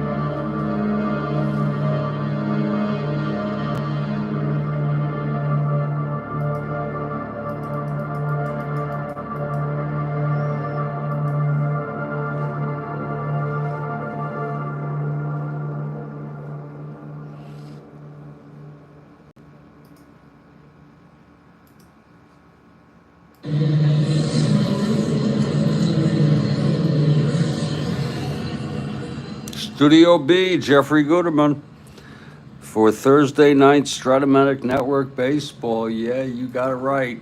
And it's a good one, too. It is a good one. Something very interesting is about to happen. Here's Jim McAndrew to take the mound. It'll be Patek, Walker, and Lou due up. Here's Patek now. 3-1 Mets. Both pitchers pitching good baseball.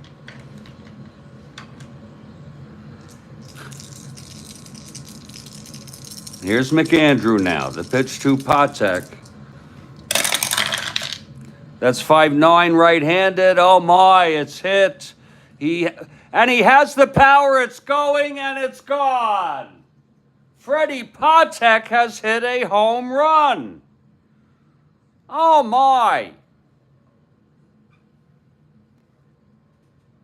It was 5-9 right-handed. N home run 1-13. It was a 6. He's got the frickin' N power. I wouldn't have believed it. He only had 5, but okay. And that's a frickin' home run off McAndrew by the unlikely Freddie Patek. Whoa. Makes it a 3-2 ball game. Boy, that's a horse of a different color. That's a frickin' horse of a different frickin' color.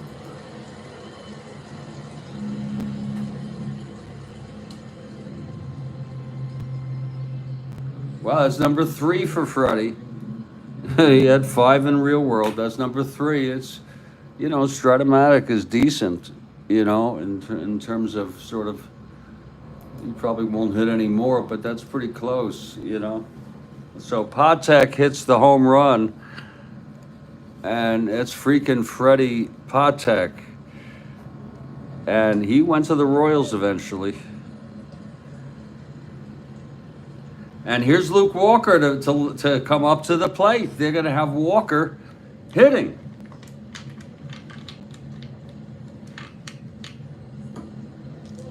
Okay, McAndrew. And the pitch to Walker. 3-9, grounds to third, 1 away.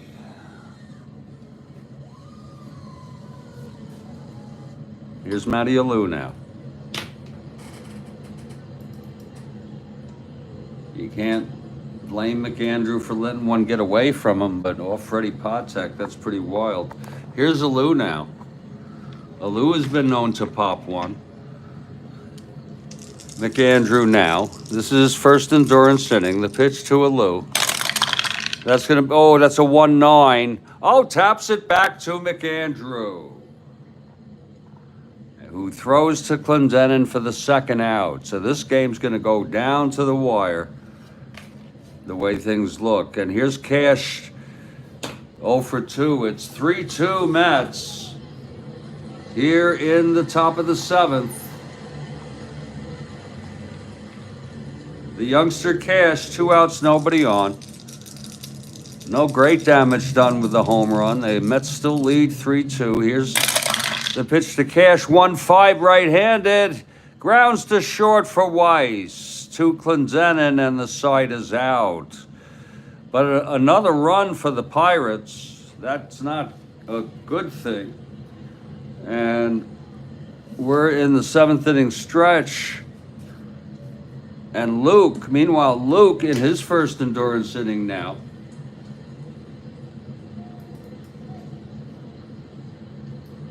We're very privileged to have Dylan Thomas looking on tonight at the ball game.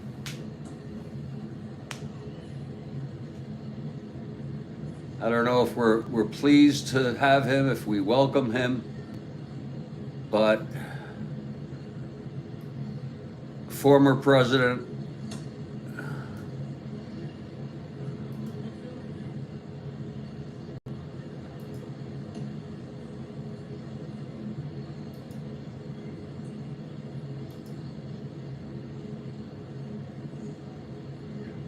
Andrew Johnson, who was instrumental in conducting a genocide against Native Americans.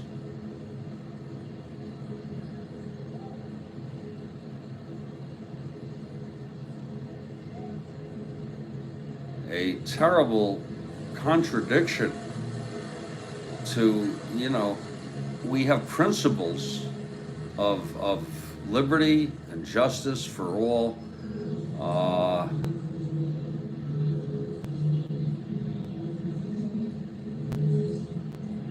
All people. I don't want to get into it, but this country started on genocide. It was built on slavery, and it took 100 years later for there even to be any laws to actually protect human rights of anybody, okay? Not just black people. And you think about the history, and it's sobering. It's a country built on a Hippocratic ideal, an ideal that is not followed. Okay, an ideal that is not followed. And we're heading to the bottom of the seventh, and Luke Walker will face the top of this New York Mets order. It looks to me like it's going to be Otis, Pafil, and AG. And with the lead, reluctantly, we're going to let Amos hit here. We'll let Amos hit. We're not going to go into that dance right now. We did it but with Shamsky and then Gaspar.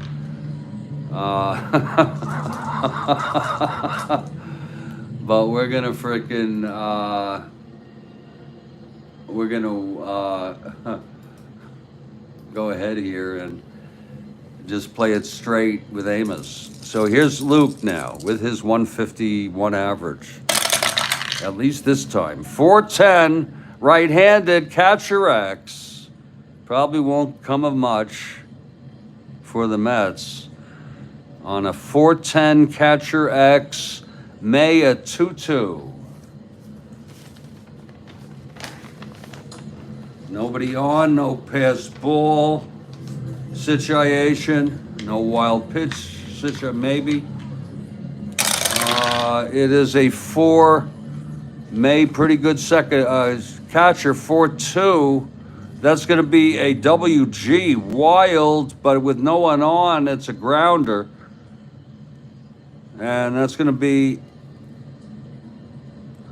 a 6-11-14 with May a 2. Wow, he is good. And that's going to be a clean dribbler, if I'm not mistaken. A clean frickin', what the hell? A clean frickin' dribbler on the WG. A squib. And he throws him out. So Amos is retired 0 for 4 today. Struck out twice and then was pinch hit for in the first game. I think we've been very comfortable with him. Very, very, very confident. Here's Bobby Pafil.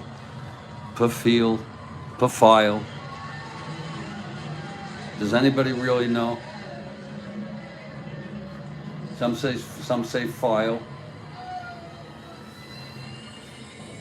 Some say otherwise.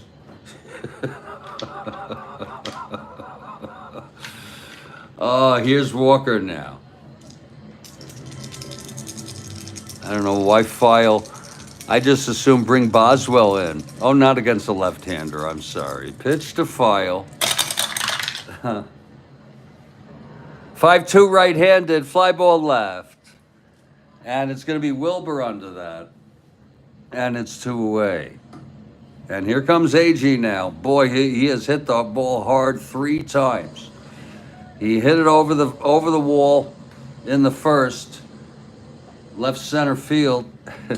Then he hit a long one to left that Stargell caught up with at the warning track, and then an even longer one, which Stargell right at the wall. And so AG has been really something. Here's Luke Walker now with 2 outs, nobody on. 3-2 Mets, bottom of the 7th. Second of a doubleheader of a 5-game series. Mets took the first. Pirates 2.5 ahead of St. Louis. The pitch to AG. That's going to be 2-9. Oh, and he's struck him out. Oh, AG went down. You know, you could just see it going down swinging. You could see it swinging quickly. And it happens. And I'll tell you, Luke Walker deserves to still be in this ball game.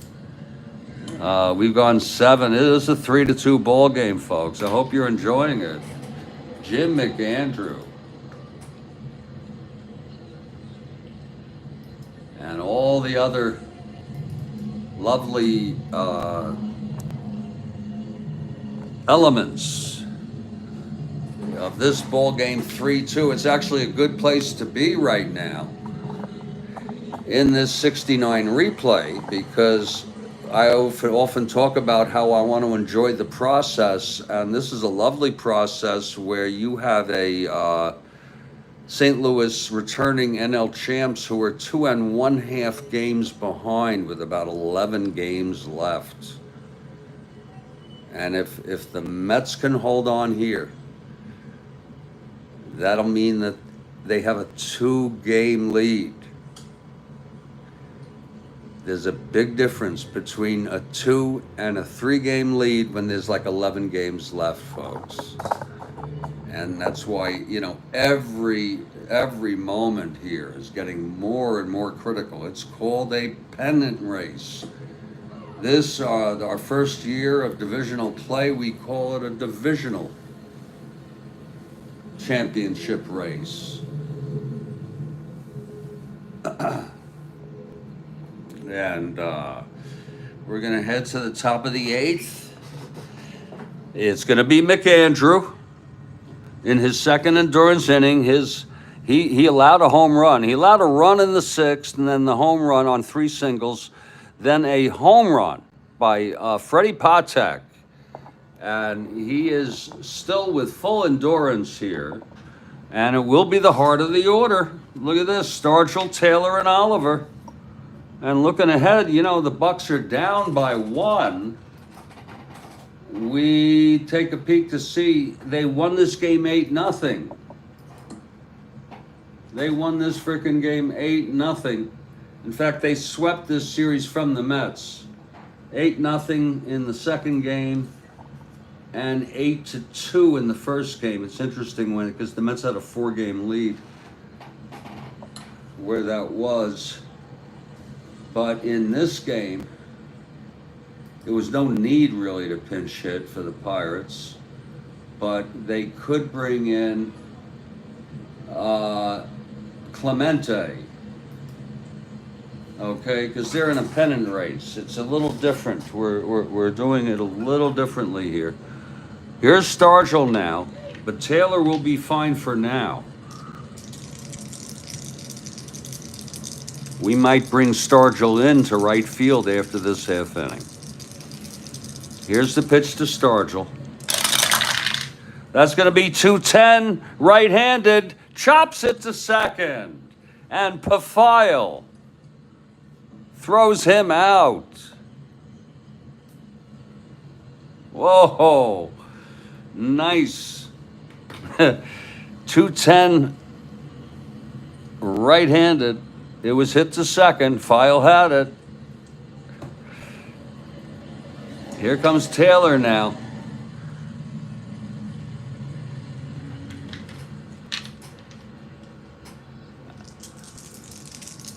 McAndrew now. And the pitch. That's going to be 6-9 right-handed. Oh, my. It's a shot into the gap. It's a double. It's a frickin' double by Karl Taylor. And off McAndrew. And that is the tying run. And this is no funny business now. They're going to have a runner for Taylor. With Al Oliver coming in.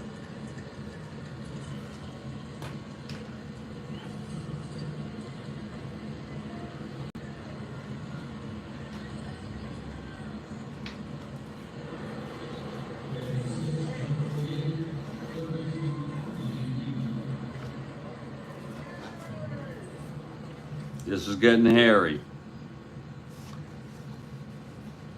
It's getting very, very hairy here.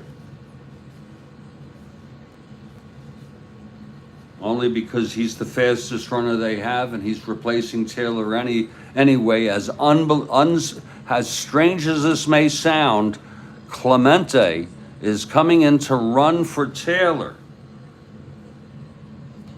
Okay, Clemente. And he will stay in right field.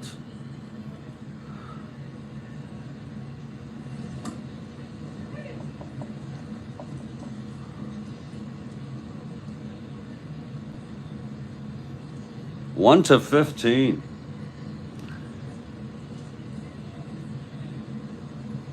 And he will play right field.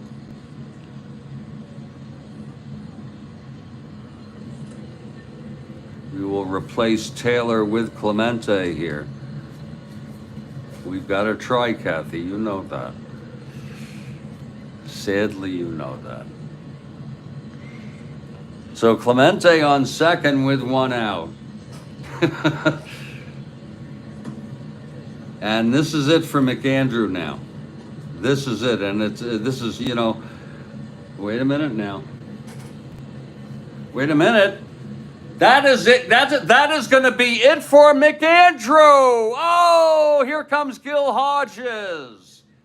And he's motioning with his left hand. Oh, my.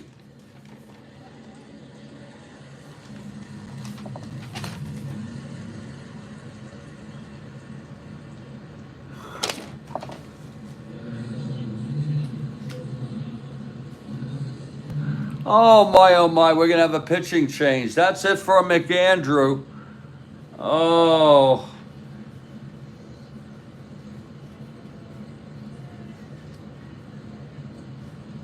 And this is just unbelievable.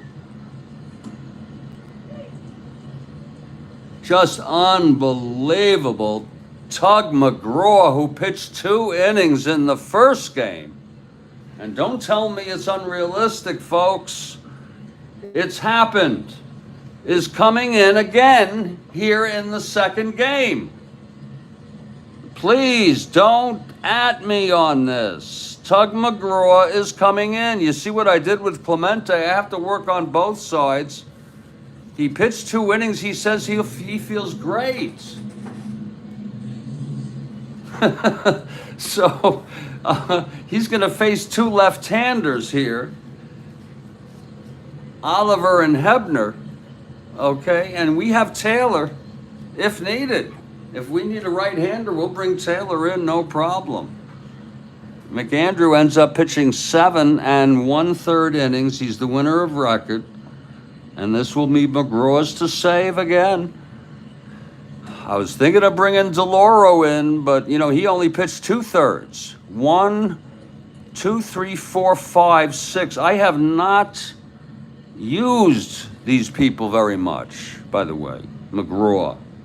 Especially lately. He walked 3, 1 was intentional. And he's allowed 2 runs. The tying run is in scoring position in the name of Roberto Clemente. And she knows, Kathy knows, this is realistic.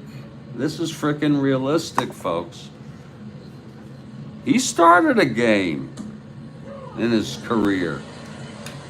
In fact, he started freaking games. Look at this. He actually started a game, which was kind of bizarre. Okay. He's got a starter there. And this is it. Here it's going to be Al Oliver now. Oh, big situation. Because you really can't walk him with the Gravedigger on deck. And Hebner. Oh, I'm telling you, Hebner is getting ready there.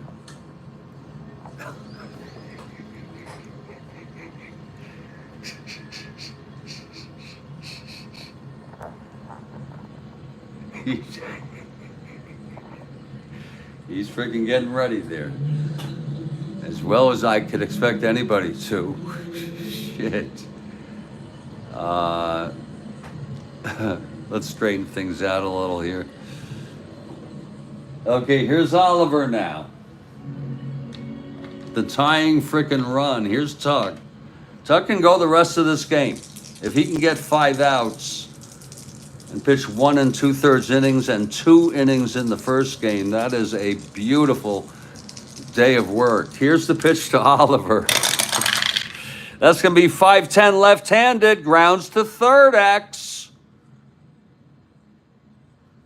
Oh, let's see if Eddie Charles can get this. 327. He's not I wouldn't call him good. He's average. 327. Jesus. That is it is a 5-10 left-handed. That's what it says. Ground ball third. X. And we got Charles with a runner on second. Oh, don't boot it, man. 327. Don't let it go through. 19-3 gets to it on a G1. And with his E27, 3-4-5 rare play. A G1 rare one. If there's a runner on first, the batter hits a ground ball to the fielder who starts a double play. The runner on first breaks up the double of the umpire. With no runner on first, the batter grounds out with the runners holding. Oh, so Eddie Charles holding Clemente. I've had that before. That is a beautiful play. That was just beautifully done. It was a G1 rare play with no runner on first. There is no frickin' runner on first. There's a runner on second, and they hold. And that's 2 frickin' outs. And he's got to get Hebner now. Again, left-hander.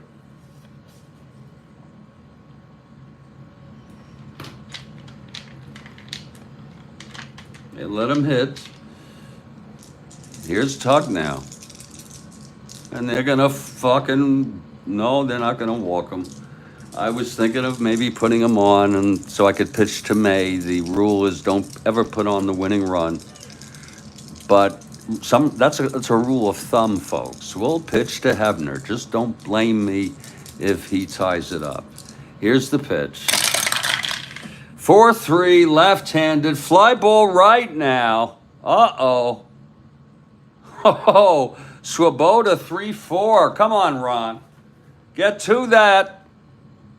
On a 4-3 right field X. Swoboda 3-4. Oh, that's good. Well, 14-3 will be it. He gets to it, John. G2. Oh, get to that. He's an E4. That's good. 4-6-7. Oh, wait a minute. We're looking on the wrong frickin' side. Oh, shit.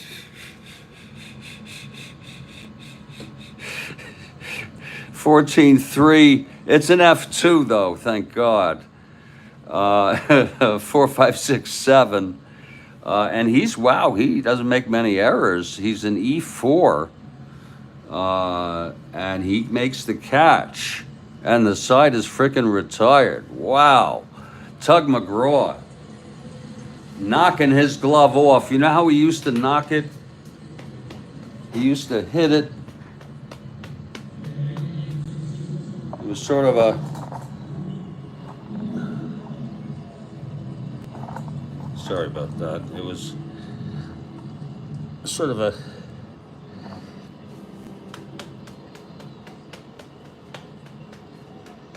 You remember that? He used to hit that. And look what happened to him. Oh, Lord help us. Little Met magic is happening. Whoa, with Tug McGraw. They asked him, "How do you feel?" And he said, "I feel great." And he says, "Warm up." Whatever his name is, Rube Walker, the pitching coach. It's good they have communication. He pitched in the first game, 2 full innings. And the Mets are going to come up here in the bottom of the 8th. It will be Clendenon, Swoboda, and Charles. And it's Walker still in this frickin' ball game. Look at that, how the Mets, McGraw ends up allowing McAndrew 2 runs. Winner of record, McGraw for the save. Walker the loser, but pitching superb baseball here in the mid to late innings. And here comes Clendenon to lead it off. And if you're looking ahead to the 9th, it will be May, Patek, and I would say a pinch hitter for whoever's in that pitcher's spot. Maybe Walker. The Pirates hope it's Walker. The pitch to Clendenon. That's going to be 1-7 left-handed, and that is a base hit for Clendenon. A nice single. I remember when he used to do stuff like that, not being held, not going for the lead. Here's Swoboda now. A little insurance could go a long way. A little dab will do you. 3-2 Mets. Mets batting bottom of the 8th. McGraw in there now. Here's the pitch to Swoboda. That's 2-8, left-handed, grounds to short, and that will be a double play from Patek to Cash over to Oliver, 2 outs. And here's Ed Charles. Been quite a ball game, folks. This game ain't over. Will Bill Hodges be the hero or the GOAT in his decision to bring in McGraw? I don't think it's such a big frickin' deal. Do you, Kathy? Come on. Here's the pitch to Charles. That's 2-7, left-handed, struck him out. Luke Walker, you know, the pitching today has really been special on both ends, and McAndrew, and then he took him out when 2 left-handers were due up. We've gone 8 frickin' innings. It's 3-2 Mets. And when we come back, it will be Tug McGraw. And we'll see. It's the bottom third of the order. I don't even know if May will hit. I do not know. I do not know if Patek will hit. Maybe because he hit the home run.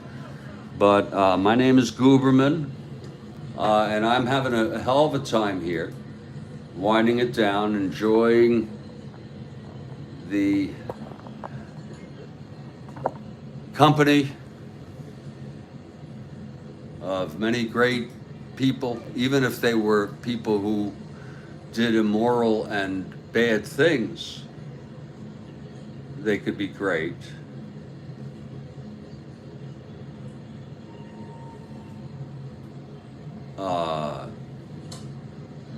And meanwhile, Jim McAndrew was the winner of record. Jim McAndrew, the winner of frickin' record, with McGraw going for the save. He pitched 2/3 in the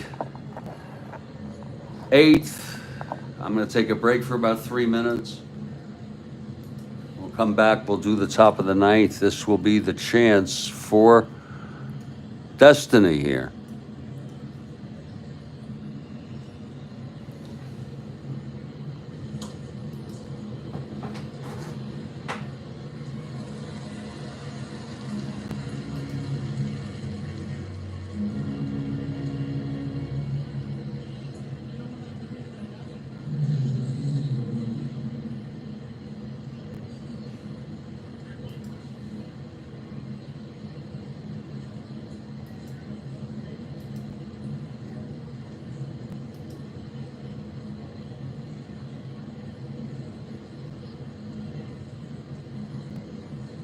Tug McGraw,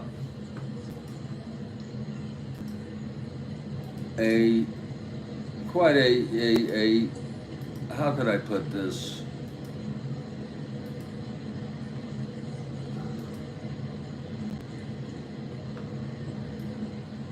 One word I would use would say he was an exciting relief pitcher. Okay. And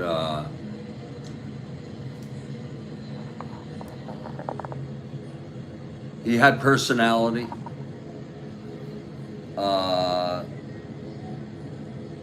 He was a left-hander.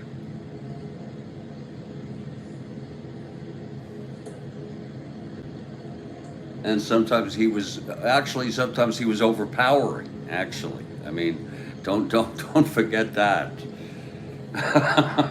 And I'm going to take a break for about 3 minutes. We'll see if he can save this ball game. I'm Jeffrey Guterman. This is the Thursday night edition of the Strat-O-Matic Network. This is the 1969 replay. Again, Cards are 2 1/2 behind in this with about 11 games left after this. The Cardinals 2 1/2 out. Mets have won the first of this doubleheader 7-6. That was an unbelievable game. This is an awesome frickin' game just because of its good play, its good pitching, it's good everything, okay? And there were even 2 home runs. Agee for the Mets in the first, his 20th of the year, and Freddie Patek, freaking Freddie Patek, hitting his 3rd of the year. We've gone all this way. It sure would be a shame if we didn't finish here.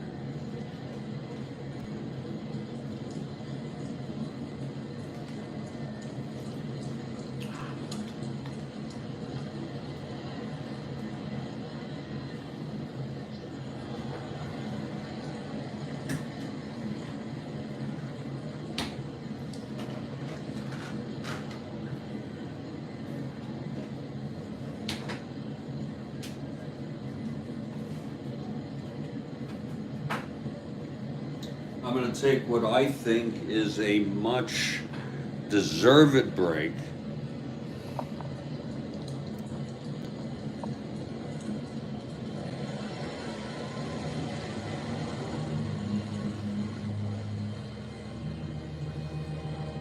And then we'll get back to this ball game. For your interest, I guess,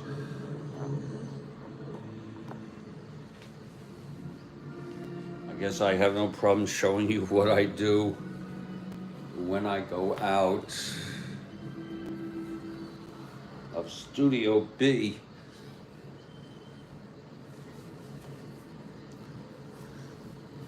I just get a little fresh air, folks. That's all I do.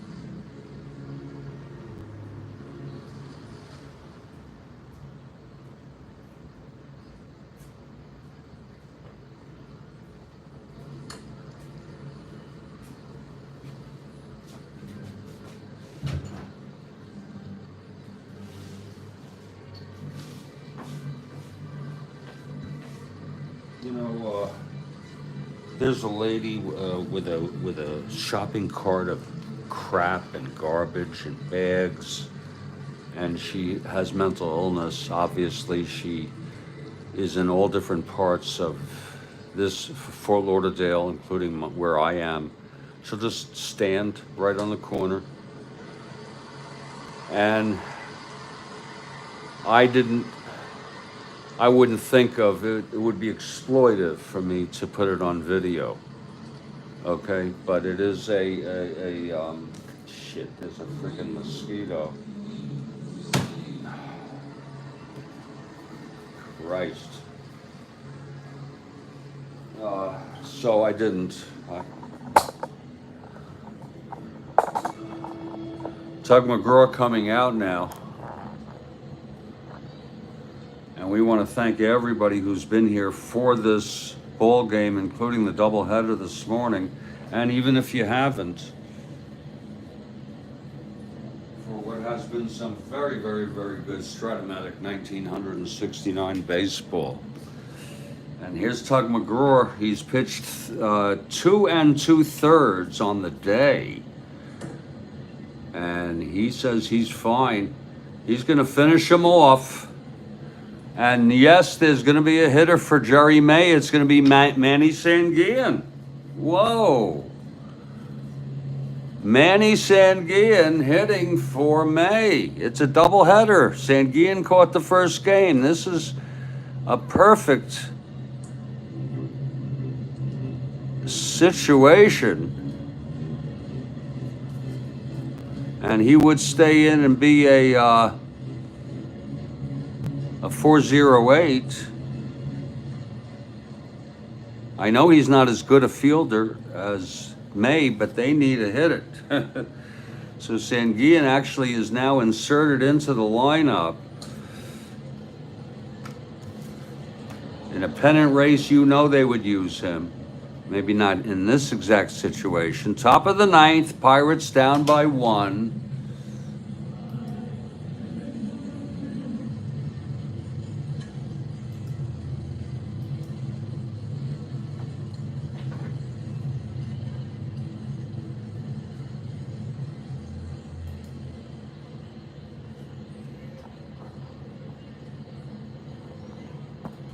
Okay, McGraw now. Facing Sanguillen. Here's the pitch from McGraw.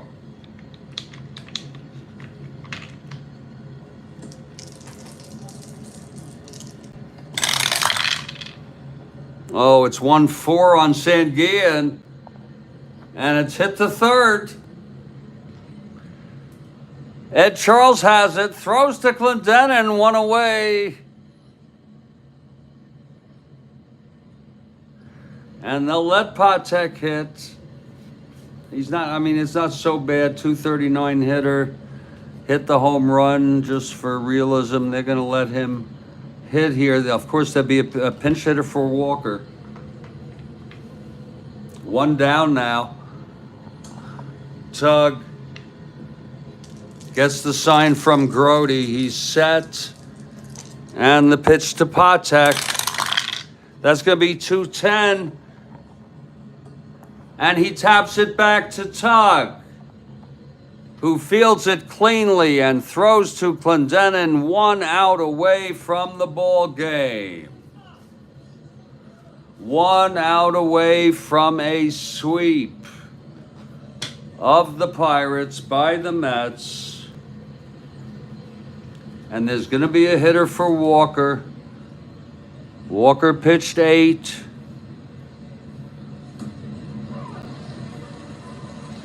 He pitched some very fine baseball. 7 hits, walked 2, hit 1, struck out 2, allowed 2, I'm sorry, 3.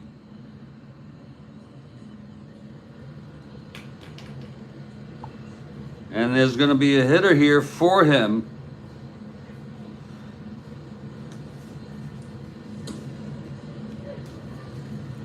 And it will be Jose Pagan. Wait a minute. Wait a minute. Yes, Jose Pagan. I was thinking Fuentes, but of course he's on the Giants. Here's Jose now. He has power. Whoa. Jose has power. There he is in the left column. Oh, Lord. Jose steps in the batter's box. Cool as a cucumber on the mound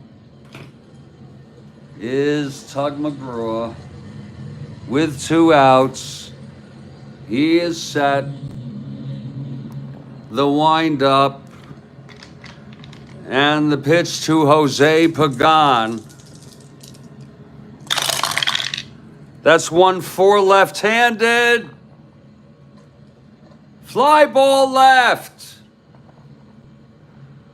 Under that is Otis. And the game is over. Amos makes the final catch. Isn't that sweet? Amos went 0 for 6 in the doubleheader. He was taken out after 2 at-bats.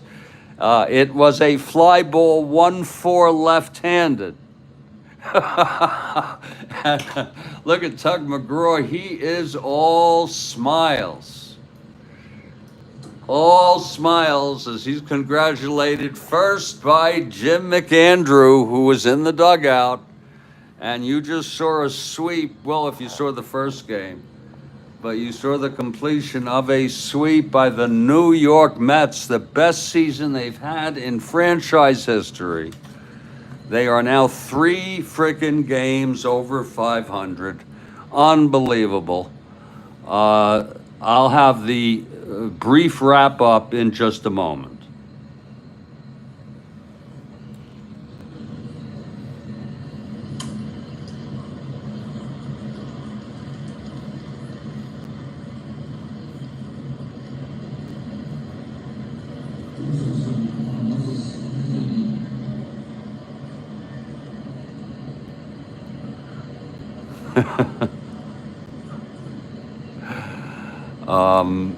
Kathy, Tug McGraw faced 5 batters and retired them in order.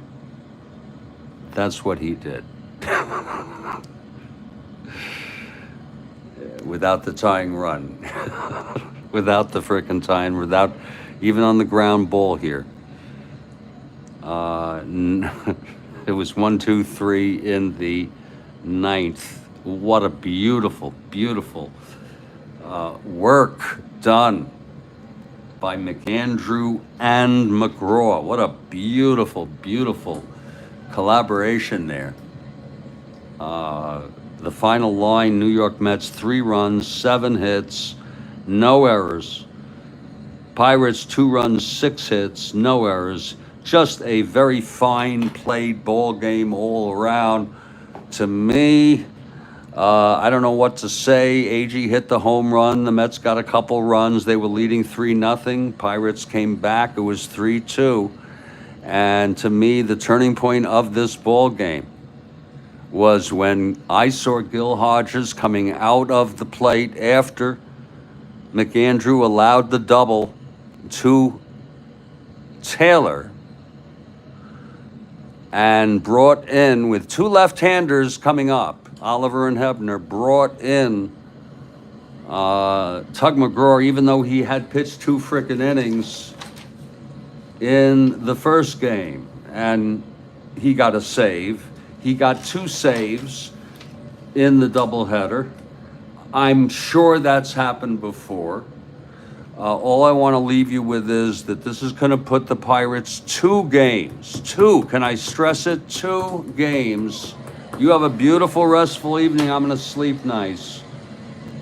And I wish you the best, Kathy. I'm glad you were here. Thank you for enjoying the game. Alex, thank you for being here. We had a Rusty Fawcett.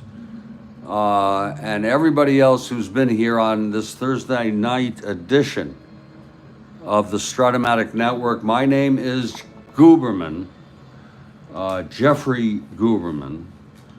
Some people just call me Jeff Juberg, but people who are really close to me call me Motorhead.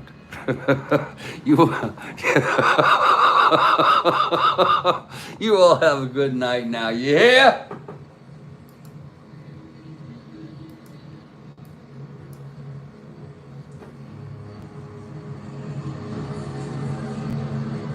You hear? Snooze it, baby. Snooze it. Snooze it. Snooze it. Let it go snooze. Go easy on it. Go easy on the snoozing now. It's a beautiful time for snoozing, everybody.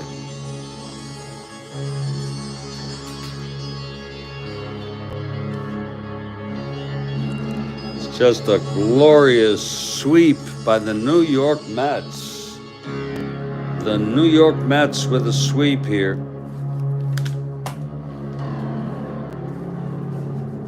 What a performance this was by McAndrew and McGraw.